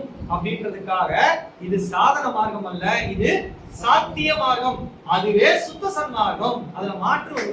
அப்போ நீங்க சொல்றத பார்த்தா சமயத்துல வந்து ஜீவகாருண்யம் சொல்லிருக்காங்கயா, சமயம் சொல்றாரு. சமயத்துல சொன்ன ஜீவகாருண்யம் வந்து பாத்தீங்கன்னா, சமயத்துல சொன்ன ஜீவகாருண்யம் உரைநடை பகுதியில சொல்லியிருக்காரு வள்ளல் பெருமான். சமயங்களிலும் ஜீவகாருண்யம் இருக்கு. நான் கேக்குறேன், கருணை இல்லாத சாதனம், கருணை இல்லாத மார்க்கம் எதனா இருக்கா? காரணியம் இல்லாத மார்க்கம் எதனா இருக்கா? கிறிஸ்டியானிட்டியிலும் காரணியம் இருக்கு, முஸ்லீம்லயும் காரணியம் இருக்கு, எல்லா மத மார்க்கங்களையும் காரணியம் கருணை உண்டு. அதுல மாற்று கருத்தே இருக்க முடியாது. வள்ளல் பெருமான் சொன்ன ஜீவகாருண்யமும் இந்த ஜீவகாருண்யம் வேற இருக்கிறீங்களா?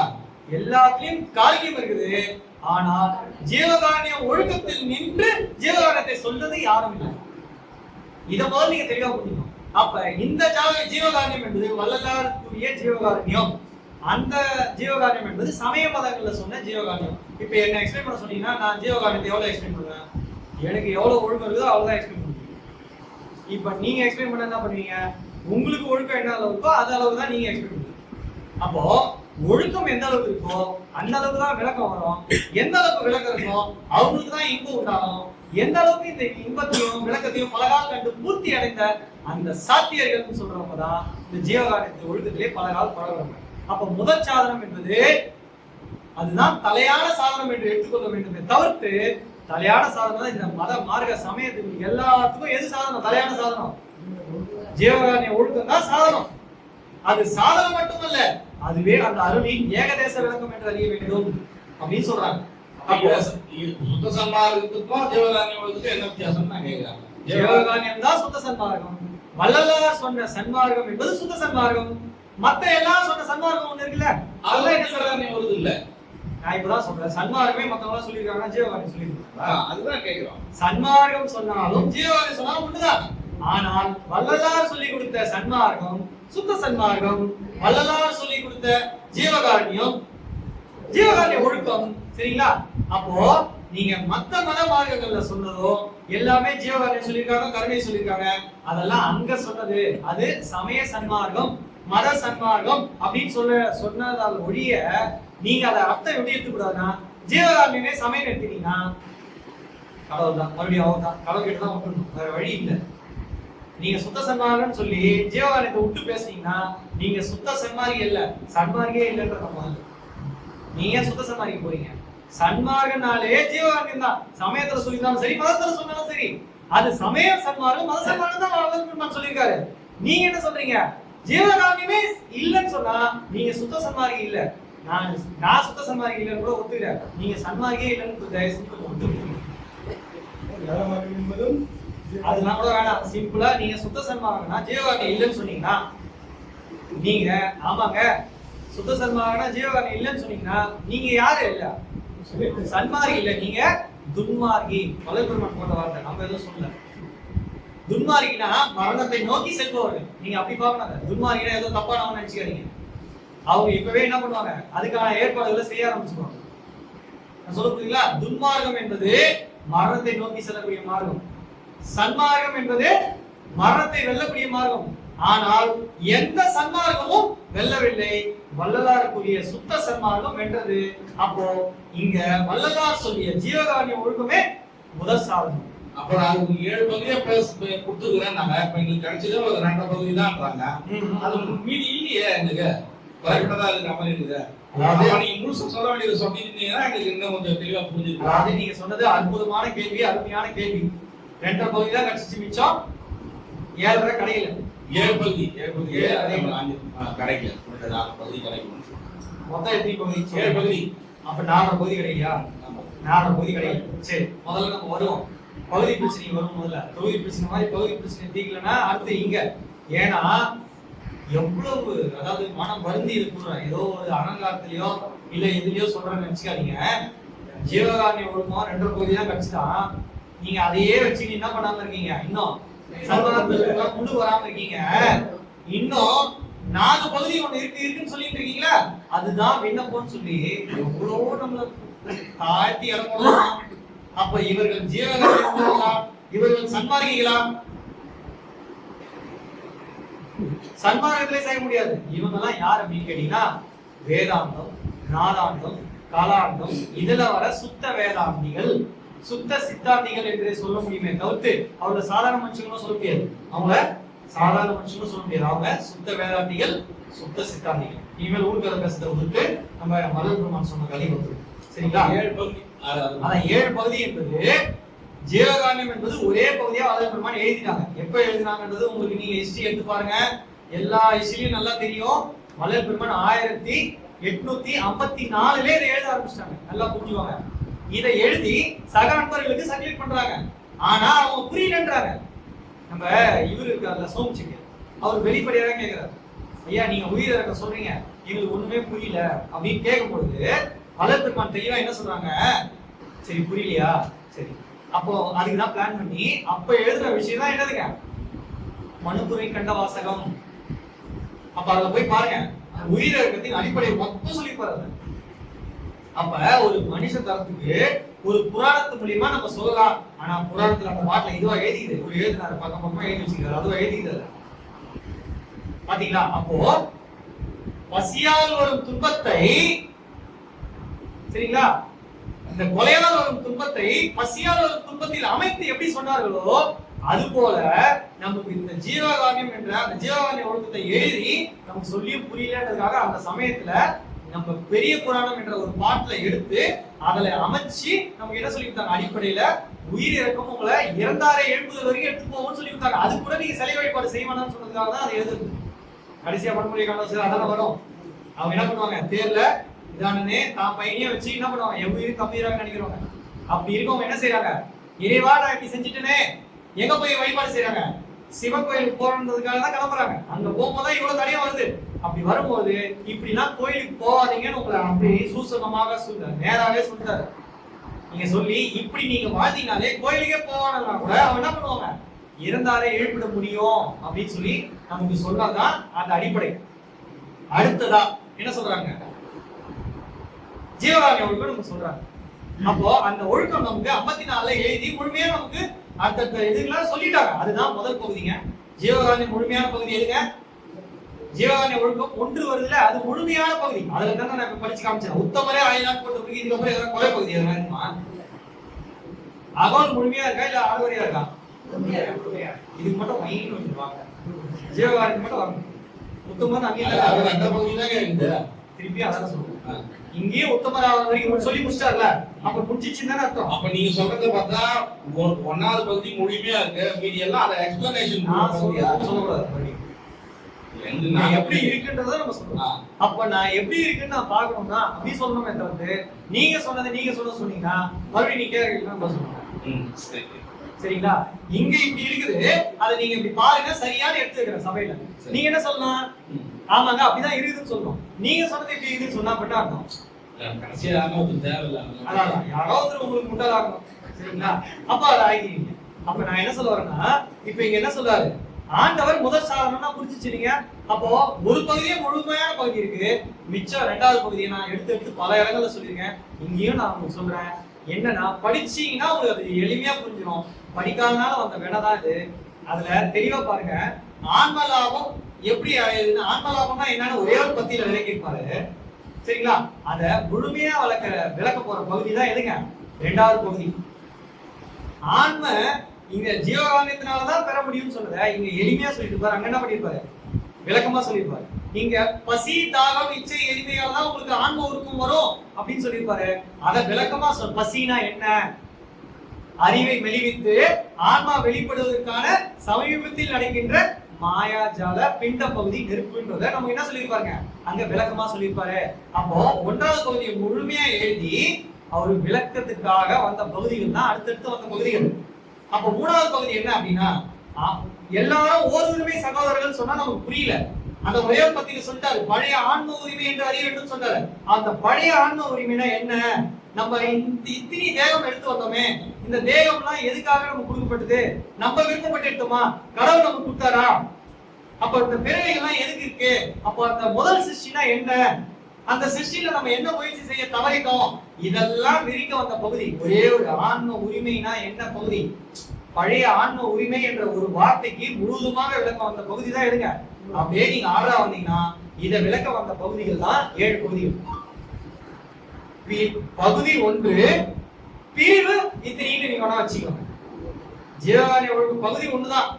ஆனா அதனுடைய பிரிவு எதனால அப்படி இருக்கு வச்சிருக்காங்க? நான் சொல்றது புரியுங்களா? நீங்க சொல்றது வந்து அந்த ஒரு பகுதியை விளக்க வந்தது 7 பகுதி. அதெல்லாம் உங்களுக்கு 2.5 கட்சி ஒண்ணே ஒழுங்கமா படிக்கிறீங்க. அதான் முழுமையா ஒண்ணு இருக்கு. அந்த முழுமையான அது எக்ஸ்பிளனேஷன் கொடுக்கிறது தான் மீதி 6 பகுதியா இருக்கு. ஆமா. சரிங்களா? இப்ப புரிஞ்சுச்சா? இப்ப முதல் சாதனம் என்ன புரிஞ்சுச்சா? அதுல எந்த குறைபாடு இல்லையே. இனிமேல் எந்த கதை எடுத்து வருவீங்களா? ஜீவகாருண்ய ஒழுக்கம் இல்ல. நான் என்ன சொல்றேன், உங்களுக்கு ஏதோ ஒரு சாதனம் இருக்குன்னா அந்த சாதனத்தை மட்டும் பேசுங்க.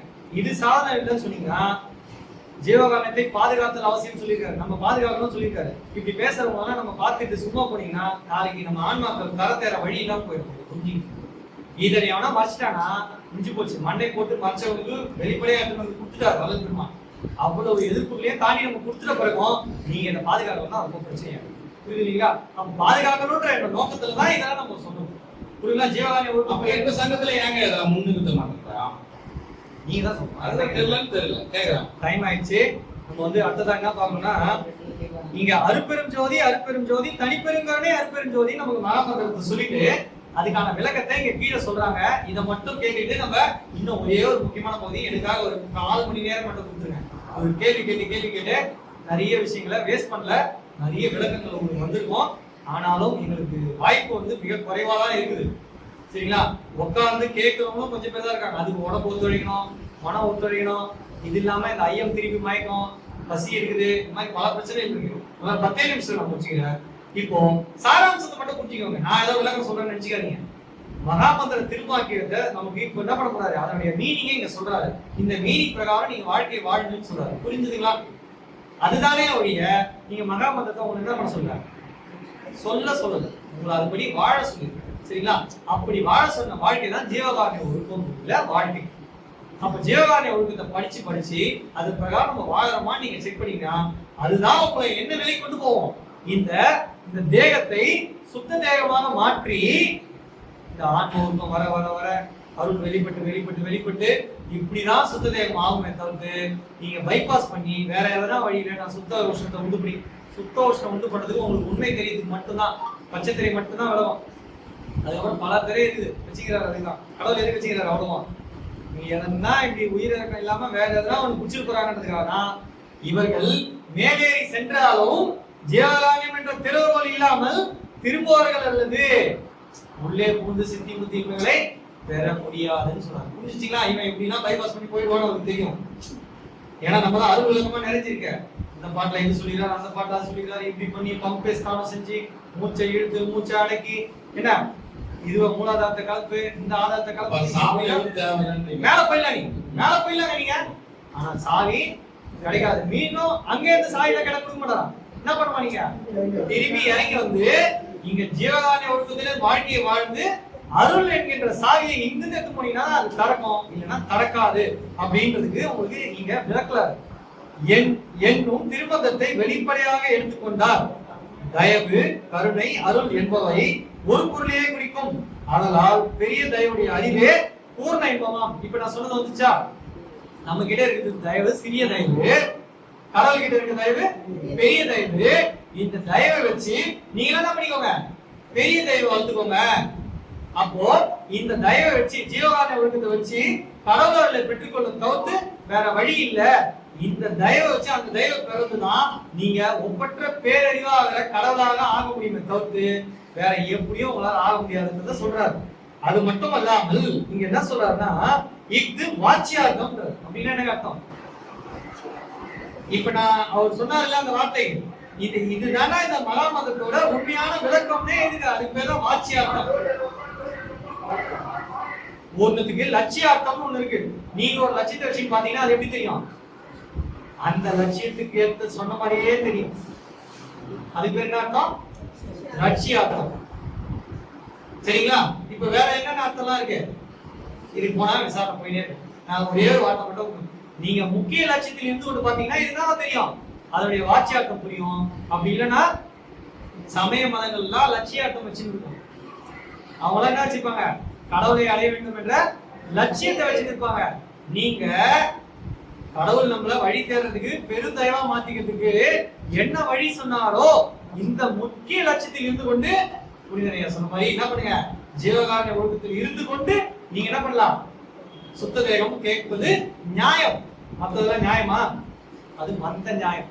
அது அநியாயம் இல்லை, அது அநியாயம் இல்லை, அது மந்த நியாயம். மந்த நியாயத்தில் இருந்து கொண்டு இருந்தால் பல வருஷங்கள் ஆகும்.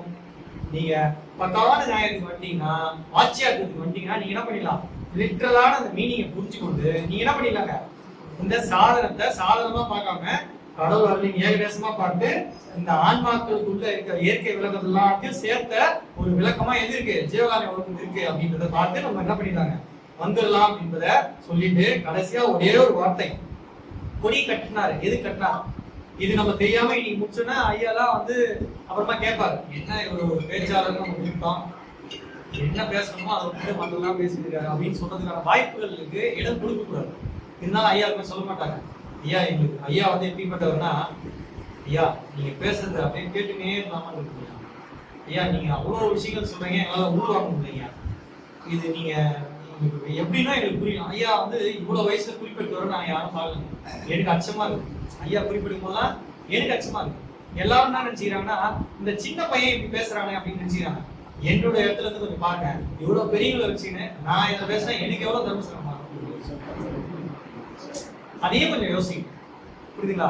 ஆனால் உண்மையை சொல்லிதான் அவனோட காரணத்தால பெரியவங்களெல்லாம் வச்சுக்கிட்டு நம்ம என்ன பேச வேண்டியதுங்க, உண்மையதான் பேசுறோம், தர்மசனத்தோட தான் பேசுறோம். அதுக்கு மாற்று கட்சி கிடையாதுங்க.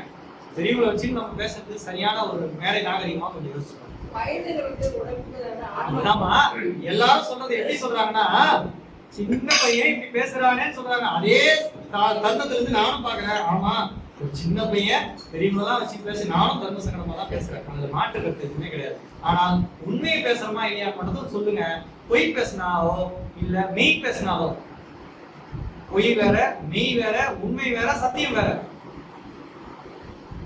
பொய்யும் மெய்யும் ஒன்றாயிடுமா?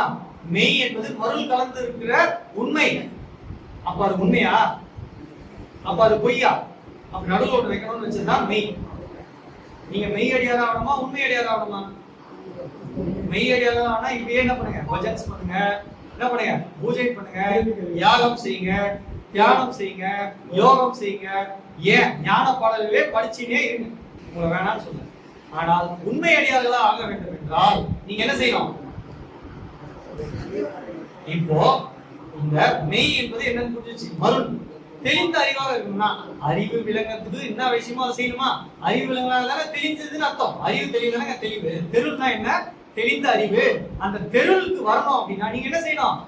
அறிவு தெளிவுக்காக என்ன கொடுத்துருக்காங்க? அறிவு விளங்கிய ஜீவர்களுக்கு ஜீவகாரண கடவுள் வழிபாடு அன்றியும் ஜீவகாரணிய ஒழுக்கமுடையவர்களாகி உலகியலில் அருந்தல் பொருந்தல் முதலிய உலக போகங்களை அனுபவிக்கின்ற சம்சாரிகள் எல்லாம் கடவுள் அவர்களுக்கு முழுதும் பாத்திரமாவார்கள். அதோட நிறுத்தல என்ன சொல்றாரு? இந்த சரியை கிரியை யோகம் ஞானம் செய்கின்றவர்கள் அவர்களுடைய செய்கை எந்த வகை செய்யலாம் இருந்தாலும் ஜீவகாரணி ஒழுக்கம் இல்லாத காரணத்தினால் அதெல்லாம் பிரயோஜனமற்ற மாயாஜால செய்கைகளே என்று உண்மையா அறிய வேண்டும் சொல்லி முடிச்சுட்டு, சம்சாரிகளே நீங்களா என்ன பண்ணுங்க, ஜீவகாரணி ஒழுக்கம் மூலமா வாழ்க்கையை வாழுங்க அப்படின்னு சொன்னேன். ஐயா மாதிரி எல்லாருக்கும் ஒரு சந்தேகம் வருது. எல்லாருக்குமே அவர் சொன்ன அளவுக்கு நம்மளால வாழ முடியுமா? அவருடைய அனுபவம் நமக்கு கிடைக்குமா? இது எல்லாருக்கும் இருக்குதானே? அவருடைய அனுபவம் கிடைக்காதுங்க, நிஜமாலே கிடையாது. உண்மைதானே? ஒத்துக்கணும்ல. சும்மா நானும் வள்ளல் பெருமான் மாதிரியே வந்துடுவேன் முடியாது. ஆனா இது முடியறதுக்கு அவர் ஒரு வேலை பண்ணிருக்காரு, கொஞ்சம் புரிஞ்சுக்கோ. அதுதான் முதல்ல கேட்டேன். முதல்ல எல்லாம் சொல்லிட்டீங்கன்னா இவ்வளவு தூரம் கேள்வி கேட்டுருப்பீங்க. நீங்க நோட்ஸ் எடுத்து வச்சு மூடி வச்சு கிளம்பிட்டு இருந்தீங்க இல்லையா? இவ்வளவு கேள்வி கேட்டீங்கல்ல.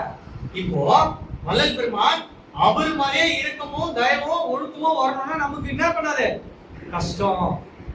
ஆனால் அப்படி அனுபவத்துல வந்தா மட்டும்தான் நீங்க கடவுள் என்ன பண்ண முடியும்? அறிவால இருந்து அம்மையம்மா முடியும். ஆனால் அவருடைய அனுபவத்தை எல்லாத்தையும் எப்படி நம்ம கொடுத்தாருன்னு பார்க்கலாமா? பேருபதேசம் முக்கியமான பகுதி தானே. ஏங்க மொத்தத்தையும் உங்களுக்கு கொடுத்துட்டாருன்னு சொல்றோம், எப்படி கொடுத்தாரு நம்ம பார்க்கணும்ல. பாருங்க, இது ஏதோ உங்களுக்காக சொல்லப்பட்டது மட்டும் இல்ல, சம்சாரிகளுக்கோ இல்ல தியானம் யோகம் செய்யற இவங்களுக்கு மட்டும் இல்ல, எல்லா நிலையில உள்ள அந்த கடவுளர்களுக்குமே சொல்லப்பட்டது. தத்துவ கடவுள்களுக்கும் துஷ்ட தெய்வங்களுக்கும் எல்லாத்துக்குமே சொல்லப்பட்டது. இது எப்படிப்பட்டது அப்படின்னா, இதற்கு சாட்சியாக இப்பொழுதுதான் சன்மார்க்க கொடி கட்டி கொண்டது.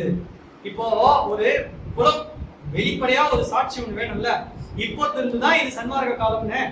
அது ஏன்னு சொல்லணும் இல்லையா? அதுக்கு தான் கொடி கட்டாரம். கட்டிட்டு என்ன செய்யற?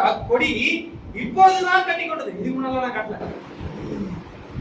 அப்ப சன்மார்க்கம் எப்ப விளங்கும் போது? திருப்பி நீங்க டேட்டு கால்குலேஷன் எல்லாம் போட்டுங்க, மறுபடியும் 26 வருஷம் 23 வருஷம் வரமாட்டீங்களா? பிக் அனௌன்ஸ்மெண்ட், ஸ்மால் அனௌன்ஸ்மெண்ட் இதெல்லாம் வரக்கூடாது. புரியுதுங்களா? இப்ப என்ன செய்யணும்னா, அக்கொடி உண்மையில் யாரெனில் சொல்லி ஆகணுமா இல்லையா? வாட்சியார்த்தத்தை சொல்லணும்ல உங்களுக்கு. இந்த கொடி இப்போதான் கட்டி கொண்டது, இப்போதுதான் என்ன பண்ணுது? சன்மார்க்க காலம் தொடங்குது. எப்படி தொடங்குதுன்றத அவர் சொல்ல போறாரு. பாருங்க, தொடங்கிடும். அவர் தொடங்கி வச்சிட்டாரு. போனி ஆகணும்ல. ஐயா கூட என்ன செய்யறாருன்னா, தர்ம காரியங்களை தொடங்கி வைக்கிறாங்க. தொடர்ந்து செய்ய ஒரு ஆள் வரணும்ல. தொடங்கிட்டாரு, காலம் தொடங்கிடுச்சு. ஆனா அதுக்கு நம்ம வந்தோமான்றது நம்ம கேள்வி கேட்கணும். இப்போ வர முடியாதுன்ற மாதிரி ஒரு கான்பிடன்ஸ் லாகிங் இருக்குல்ல, அதை எல்லாரும் வரவேற்றுக் கொள்வதற்காக மட்டும் இல்ல, உண்மையை சொல்றேன்னு சொல்றாரு. சும்மா உங்களுக்கு ஏதோ மேலோட்டமா நீங்களா பெற முடியும்னு சொல்லுங்கயா. எப்படி சொல்றாரு? நீங்களும் உண்மையா இந்த நிலையை அடைய முடியும். எப்படி அடைய முடியும்ன்றத சொல்றாரு. என்ன சொல்றாருன்னா, இப்படி ஒரு நாடி இருக்குது. இந்த நாவி முதல் புருவ மத்திய ஈராக ஒரு நாடி இருக்கின்றது. அந்த நாடி நுனியில் புருவ மத்தியில் உட்புறத்தில் ஒரு சவு தொங்குகின்றது. அதன் அடிப்புறம் வெள்ளை வர்ணம், மேற்புறம் மஞ்சள் வர்ணம். அச்சவின் கீழ் ஒரு நரம்பு ஏறவும் இறவும் இருக்கின்றது. இதெல்லாம் எல்லாரும் உங்களுக்கு போதுமான அளவுக்கு சரி. இந்த ஞாயிற்றுக்கிழமை முன்னாடி எல்லாம் என்ன சொல்லுவாங்க, நான் எதுக்கு எக்ஸாம்பிள் சொல்றேன்னா, கொஞ்சம் ஆழமா இந்த இடத்த நிறுத்தி அடுத்த வர போறத தெளிவா புரிஞ்சுக்கணுன்றதுக்காக நான் நிறுத்துறேன். நான் ஏதோ சினிமாக்கார பேசுறேன்னு நினைச்சு கொடு, சரிங்களா? எதுக்கு சொல்றோம் அப்படின்னா, இப்போ நீங்க ஒரு விஷயம் வந்து நம்ம பண்றோம், என்ன பண்றோம், இவ்வளவு விஷயம் இருக்கு, இது போதுமான அளவுக்கு எல்லாரும் சொல்லிட்டாங்க. என்ன அப்படி நீங்களே எவ்வளவு சொல்லிருப்பீங்க, இப்படி ஒரு நாடு இருக்குது, வள்ளல் பெருமான் மாதிரி இதெல்லாம் உள்ள இருந்து யாரும் என்ன பண்ண முடியாது, சொல்ல முடியாது, இதெல்லாம் சொல்லிருப்பீங்க. உங்களை இந்த திரை விமர்சனம் முன்னாடி பார்த்துப்பீங்க. அந்த சன் டிவில சுரேஷ்னு ஒருத்தர் என்ன பண்ணுவாருன்னா திரை விமர்சனம் சொல்லினே வருவாரு. ஒரு படம் ஓட்ட படமாவே இருக்கும், அது முதல்ல இருந்து அது 1வது இடத்துல இருந்திருக்கும், 2வது இடம், 3வது இடம், 4வது இடம் வந்து 8வது 9வது இடம்லாம் இது போதுமான அளவுக்கு இந்த விமர்சனத்தை நம்ம பார்த்தபடினால நேரடியாக அந்த காட்சிகளை உங்களுக்கு சொல்லிடுறோம் அப்படின்றோம். அந்த மாதிரி இந்த விளக்கத்துக்கு நிறைய பேர் உங்களுக்கு சொல்லிட்டாங்க. நீங்க என்ன பண்ணுங்க, அதுவே என்னாச்சு பயங்கரமா நிறைய பேர் இதை பத்தி எல்லாம் பேசிட்டாங்க. ஆனா இதை பத்தி பேசிருக்காங்களான்னு பாருங்க. அடுத்து வர பகுதியை கொஞ்சம் தெளிவா காமிச்சுக்கோங்க. இக்கொடி நம் அனுபவத்தின் கண் விளக்கும். அவர் சொன்னதை வச்சுலாம் உங்களுக்கு புரியாதா? வாஷ டைம் போச்சா, இத்தனை நாள் சொன்னதெல்லாம் பேச போச்சு தானே. அது இப்படி இருக்கும் அப்படி இருக்கும், அதான் புரியுது சொல்லுவாரு. வள்ளலார் ஒரு ஸ்வீட் சாப்பிட்டாருப்பா, அந்த ஸ்வீட் இப்படி இருக்கு அப்படி இருக்குன்னு எழுதிட்டாருப்பா, நீ சாப்பிடாமே அந்த ஸ்வீட் இப்படி இருக்குது அப்படி இருக்குன்னு சொன்னா அது நடிப்பு தானப்பா அப்படின்னு கேக்குறாரு. புரியுது கரெக்டா தானே கேக்குறாரு. அதே போல இந்த கொடியின் அனுபவத்தின் கண் தான் விளக்குமா. இது என்ன பண்ண முடியாது, நீங்க பார்த்து பட்சியில இதனுடைய அனுபவம் உங்களுக்கு விளக்காது. அப்போ எப்படி விளக்கும் அப்படின்னு சொல்லணும்ல, உண்மையை சொல்லியிருக்காருல்ல. பாருங்க அடுத்தது, அடையாள குறிப்பாகவே. ஆனா ஒரு அடையாளத்தை புத்தகம் ஏன் கொடுக்கணும், வள்ளல் பெருமானை ஏன் கொடுக்குறாரு? இந்த அனுபவத்தின் கண், இந்த இது மட்டும் தான் தெரியும், இது வேற யாருக்கும் இது தெரியவே தெரியாது. இது வரைக்கும் இதை யாரா சொல்லியிருக்காங்களா? கொடிய சும்மா சாதாரணமா ஏத்திப்பாங்க. கொடிமரம் இல்லாத ஒரு சபை எங்கேயுமே கிடையாது. சரி சபைன்ற கோயில் சரிங்களா, ஏன் சரி ஓகே, சிதம்பரமா ஒரு சபையெல்லாம் இருக்கு, அங்க கூட கொடிக்கம்பம் இல்லாத சபை எங்கன்னா இருக்கா, கோயில் எங்கன்னா இருக்கா? இல்ல. அது போல இந்த ஜீவ தேகங்களாகிய ஆலயத்துல இந்த கொடி இல்லாத எங்கேயுமே இல்ல. அப்போ எல்லாரும் சொன்னதும் இந்த ஜீவ தேகம் தான் ஆலயன்றது உண்மைதான். ஆனால் இதை யாருன்னா இப்படி தெள்ள தெளிவா இப்படி சொல்லியிருக்காங்களா, இந்த வர்ணத்துல இருக்குன்னு சொல்லியிருக்காங்களா அப்படின்னா இல்ல. அவங்க காவி நிறத்தை வச்சு சொல்லியிருக்காங்க, மஞ்சள் நிறத்தை வச்சு சொல்லிட்டாங்க, அதுல படம் ஏதோ போட்டாங்க, ஓம்னு போட்டாங்க, இதெல்லாம் செஞ்சுட்டாங்க. இது இப்படி இல்ல, இது எப்படி இருக்குது, இப்படிதான் இருக்குன்னு அவங்களுக்கு எல்லாம் சொல்றதுக்காக புறத்துல ஒரு அடையாள குறிப்பா வச்சிருக்காங்க. ஏன்னா இப்ப இன்னும் என்ன பண்ணல, யாரும் அக அனுபவத்தை முழுசாக எந்த சமயமா இருந்தாலும் அந்த அனுபவத்தை பெறல. இந்த அனுபவம் எல்லா அனுபவங்களையும் விட அதீதம் அல்ல, அதீதாதீதம். இந்த அனுபவம் எப்படிப்பட்டதுங்க? அதீதம் அல்ல, அதீதாதீதம். அப்போ இது வாட்சிய அர்த்தம் அல்ல, வாட்சிய அனுபவம் அல்ல, இது வாட்சிய அனுபவ அதீதாதீதம், குண அனுபவ அதீதாதீதம். அப்புறம் என்ன இருக்கு, இது மாதிரி லட்சிய அனுபவ அதீதாதீதம். இது எல்லாத்தையும் உயர்ந்தது சுத்த சன்மார்க்கம்ன்றது. இந்த அனுபவம் எப்படிப்பட்டது, இப்படிப்பட்டதா இருக்குது. அதுக்கு அந்த அனுபவம் கண் விளங்க வேண்டிய ஒரு விஷயத்த இப்போ இவ அடையாள குறிப்பாக வெளியில நான் கட்டிட்டேன். இதுதான் என்னது, வெற்றிக்கான அடையாளம். இந்த வெற்றி என்பது எப்படிப்பட்டது அப்படின்னா, இந்த இன்றைய தினம் வெளிமுகத்தில் அடையாள வர்ணமாக குடி கட்டி கொண்டது. அந்த வர்ணம் தான் நமக்கு என்னது அடையாளம். மற்ற வர்ணம் தான் என்ன இருக்கும், மாத்தி மாத்தி இருக்கும். இதுதான் உண்மையான இதுன்றது. மற்ற எல்லா மதமார்களும் அனுபவத்துக்கு ஒரு நாளைக்கு எங்கேயாவது அவங்க முழு அனுபவத்தை பெற்றுதான் ஆகணும். அப்படி பெறும்போது இதான் உண்மைன்னு அவங்களுக்கு புரிஞ்சிடும். வெளிப்புறத்துல இதை வச்சுட்டு இப்ப என்ன செய்யறாரு பாருங்க, இனி எல்லாருக்கும், எல்லாருமே யாரு, மூவரும் சித்தரும் யாவருக்கும், யாவருக்கும் எல்லாருக்கும் நல்ல அனுபவம் அறிவின் கண் தோன்றும். எப்படி தோணும் உங்களுக்கு? அவரை மாதிரியே அனுபவத்தின் கண் தோன்றணும்னு அவசியம் இல்லை. அவருடைய அனுபவம் எல்லாம் அவர் நமக்குள்ள போனதால என்ன ஆகி போச்சு, நமக்கு அவர் அனுபவம் எல்லாம் நமக்குள்ள போயிடுச்சு. அவருக்கு எப்படி கடவுள் அனுபவம் வந்தது? ஜீவகாருண்ய ஒழுக்கத்தின் மூலம் வரும் அனுபவம் கடவுள் அனுபவம் என்றே அறிய வேண்டும்ன்றாரு. அப்போ அப்படி அவர் கடவுள் அனுபவத்தை ஜீவகாருண்ய ஒழுக்கத்தின் மூலமா முழுவதும் அனுபவித்து அந்த அனுபவத்தை நமக்குள்ள எடுத்து போய் என்ன பண்ணிட்டாரு, வச்சுட்டாரு. இப்ப கடவுள் இப்படிப்பட்ட வாழ்க்கையில வாழ்ந்துருப்பாரா? இப்ப சொல்லுங்க, மனுஷ தேவையிலேயே அறிவிக்கிட்டாரு. புரியுதா? மனுஷனா இருந்து ஒருத்தன் கடவுளா உயர்ற வரைக்கும் என்ன அனுபவமோ மற்ற மதமார்கள் இதை தெரியும். கடவுள் ஏன் பிறப்புக்கு வரல, கடவுளுக்கு வந்தாதான் ஒரு பாட்டு கூட வரும், கடவுளே என்ன பண்ணோம், இந்த மனுஷ பிறப்பா எடுத்து வாழ்ந்தாதான் அவருக்கு நம்ம படுற கஷ்டம் தெரியும் அப்படின்னு சொல்றத வள்ளல் பெருமான் பாருங்க. இகத்திலே பரத்தை பெற்றுக்கிட்ட வரி கூட்டுறேன்னு சொல்லி இங்க வந்து மொத்த துன்போ துயரம் இது எல்லாத்தையும் வாட்டத்தையும் விசாரித்து அறிந்து கொண்டு அவர் என்ன பண்றாருங்க, கடவுளையும் அறிவால் அறிந்து அம்மையும் ஆகும் பொழுது இப்படிப்பட்ட இந்த விஷயங்களோட அனுபவங்கள் எல்லாம் எடுத்துக்கொண்டு நமக்குள்ள இருக்க விஷயம் இருக்கும். அனுபவத்துக்கு கடவுள் அனுபவம் நமக்குள்ள ஆல்ரெடி இருக்கு. ஆனால் இந்த ஆன்மாக்களுடைய அனுபவம் எல்லாம் எங்க இருக்குது? இல்ல. அப்ப இது எல்லாத்தையும் அடக்கணத்தான் கடவுளோட அனுபவம். ஆனாலும் நமக்கு விளக்கம் வரலாம். திருப்பி பெரிய விளக்கம் சொன்னா உங்களுக்கு புரியுமா? புரியாது. அப்போ சின்ன சின்ன விளக்கம் நமக்குள்ள இருக்குது. இந்த விளக்கத்தாலையும் ஒன்னா சேர்த்த ஒரு விளக்கம் எது? வள்ளல் பெருமானுடைய ஏகதேச அருள் விளக்கம். அந்த அருள் விளக்கத்தை எடுத்து போய் இப்ப என்ன பண்ணியாச்சு, உங்களுக்குள்ள வச்சாச்சு. அவர் இன்னும் ஏகதேசத்திலே இருக்காரா? இல்ல. அவரு கடவுளை அறிந்து அவருடைய அனுபவத்தை முழுதும் பெற்றுவிட்டார். அவரு இப்ப நமக்கு விட்டு சென்ற அனுபவம் என்பது இப்படி நீங்க ஜீவகாரண ஒழுக்கத்திலிருந்து இதை நிச்சயமாக உங்களால அறிவின் கண்ணே பார்க்க முடியும். அப்ப அந்த அறிவின் கண் திறக்கிறதுனா சொல்லும் போது வந்து இனி எல்லோருக்கும் நல்ல அனுபவம் பாருங்க.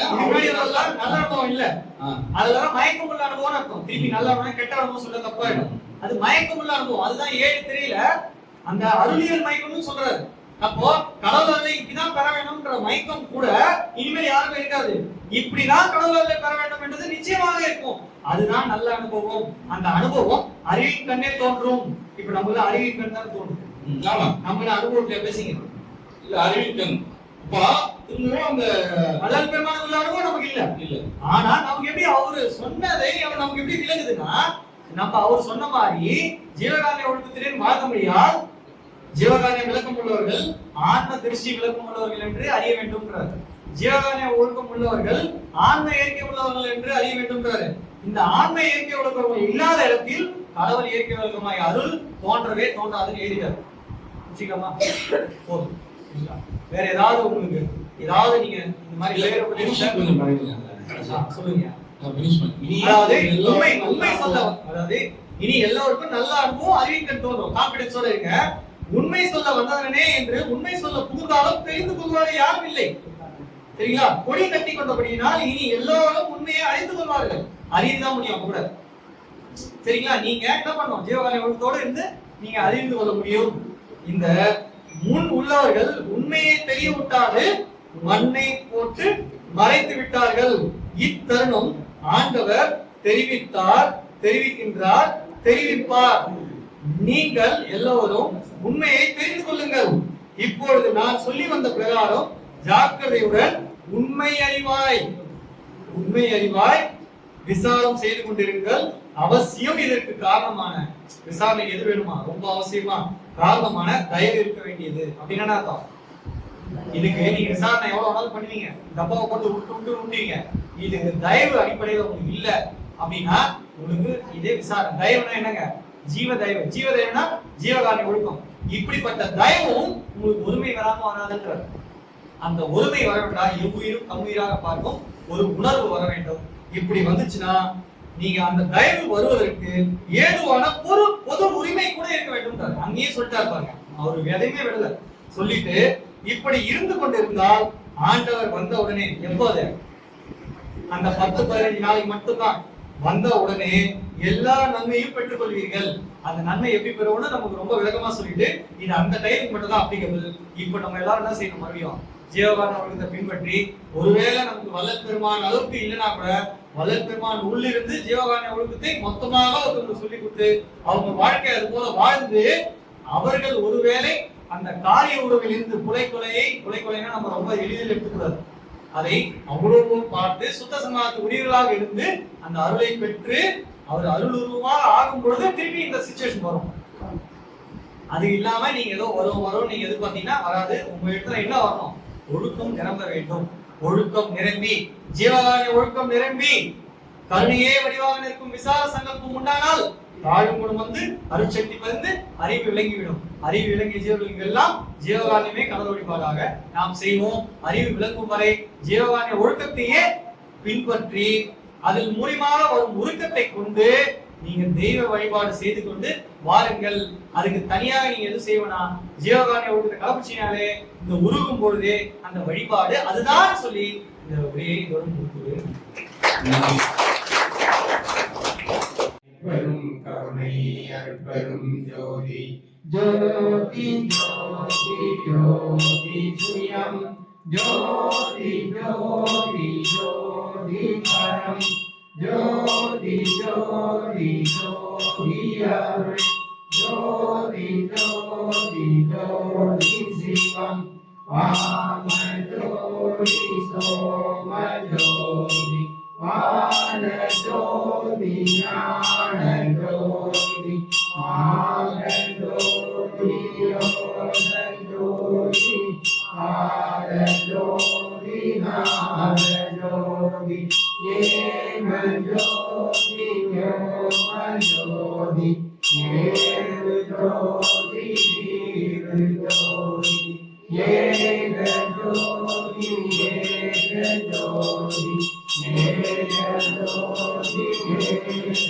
ஜோதி ஆதி நீதி வேதனை ஆதியே பாதனை வாஞான போதனை வாழ்க வாழ்க நாதனை வாஞான போதனை வாழ்க வாழ்க நாதனை அற்பரும் ஜோதி அற்பரும் ஜோதி தனிப்பெரும் கருணை அற்பரும் ஜோதி எல்லா உயிர்களும் இன்புற்றுவாக வள்ளல் மலரடி வாழ்க வாழ்க சத்குருநாதா சத்குருநாதா சன்மார்க்க சங்கம் தழைக்காதிநாதா திருவருட் பிரகாச வள்ளலா திவ்ய திருவடிகளே சரணம் சரணம் தவ திரு கண்ணியப்படிலா தெய்வ திருவடிகளே சரணம் சரணம் அற்பரும் ஜோதி அற்பரும் ஜோதி தற்பெரும் கருணை அற்பரும் ஜோதி வானால் அனைவர் வறுமை உறார் நன்மனை மக்கள் பொன் பூணால் இடம் புகழ் போதம் வருவர் பின் உண்மை ஒன்றும் காணார் நின்னாமம் கருதுகின்றோர் ஒற்றி கண்டுதல் வாழ் மானாக முற்றுமையிலே வழிமுறை மாணிக்கமே